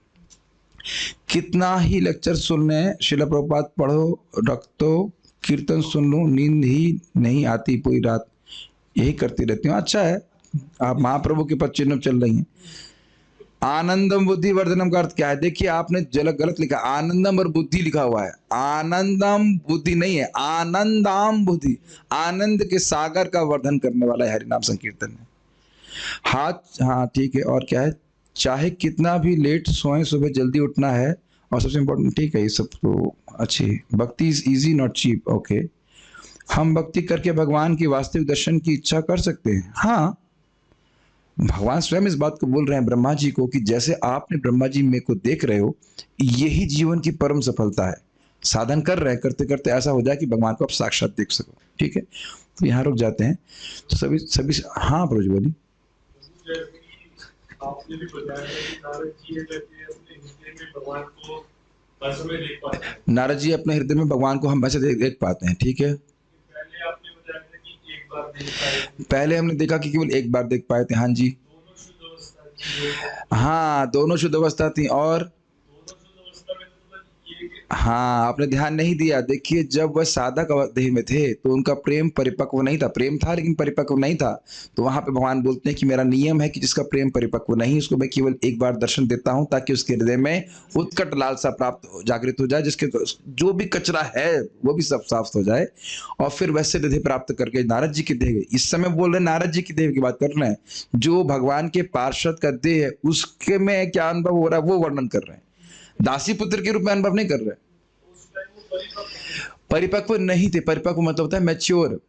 उसमें लिखा था कि प्रेम था, लेकिन बाल भूत प्रेम, प्रेम पूरी तरह परिपक्व अवस्था को प्राप्त नहीं था। तो इसीलिए उसको बढ़ाने के लिए भगवान ने दर्शन दे करके उसको तिरोहित कर लिया था। ठीक है, एक प्रश्न हो, हाँ जी प्रभु जी। जैसे कि आपने एग्जांपल दिया, जैसे कीर्तन में कहते हैं प्रभु जी मतलब 3 तरह के लोग होते हैं। हाँ, 3 प्रकार के नाम होते हैं, भुक्ति नाम, मुक्ति नाम और शुद्ध नाम। हाँ, तो प्रभु जी कुछ प्रश्न ऐसे ही, कुछ ऐसे मनुष्य होते जो मुक्ति के लिए कहते भगवान के पास आते हैं। हाँ, तो कुछ लोग मुक्ति के लिए भगवान के पास आते हैं, मुक्ति मिल भी जाती है, मिल भी जाती है। लेकिन ये कहते हैं उनको भगवान का प्रेम नहीं मिल पाता। उनको भगवान का प्रेम नहीं मिल पाता है, डिपेंडिंग कि उनको बहुत सारे फैक्टर हैं। अगर वो मुक्ति ही चाहते हैं, क्या उनको भक्तों को संग मिलेगा, ये सब बहुत सारे फैक्टर्स में आ जाते हैं। अगर वो ब्रह्म में मिलना चाहते हैं तो ब्रह्म में मिलवा देते हैं भगवान। बहुत सारे फैक्टर है उसमें, बहुत सारे फैक्टर है। उसमें भी भक्तों का संग मिल जाए तो भक्त बन जाएंगे। बहुत सारी चीजें, बहुत सारी चीजें, बहुत सारे फैक्टर उसमें हैं। ठीक है, ओके। तो हम लोग पारायण करेंगे। इससे पहले कि हम, जैसे हम जानते हैं पारायण करते लोग भाग जाते हैं, फिर से अनाउंस कर दे रहा हूँ कि कल से लेकर 7 दिन तक परम पूज्य वृंदावन चंद्र महाराज जी का प्रवचन है, तो आप उसको उसमें आइएगा।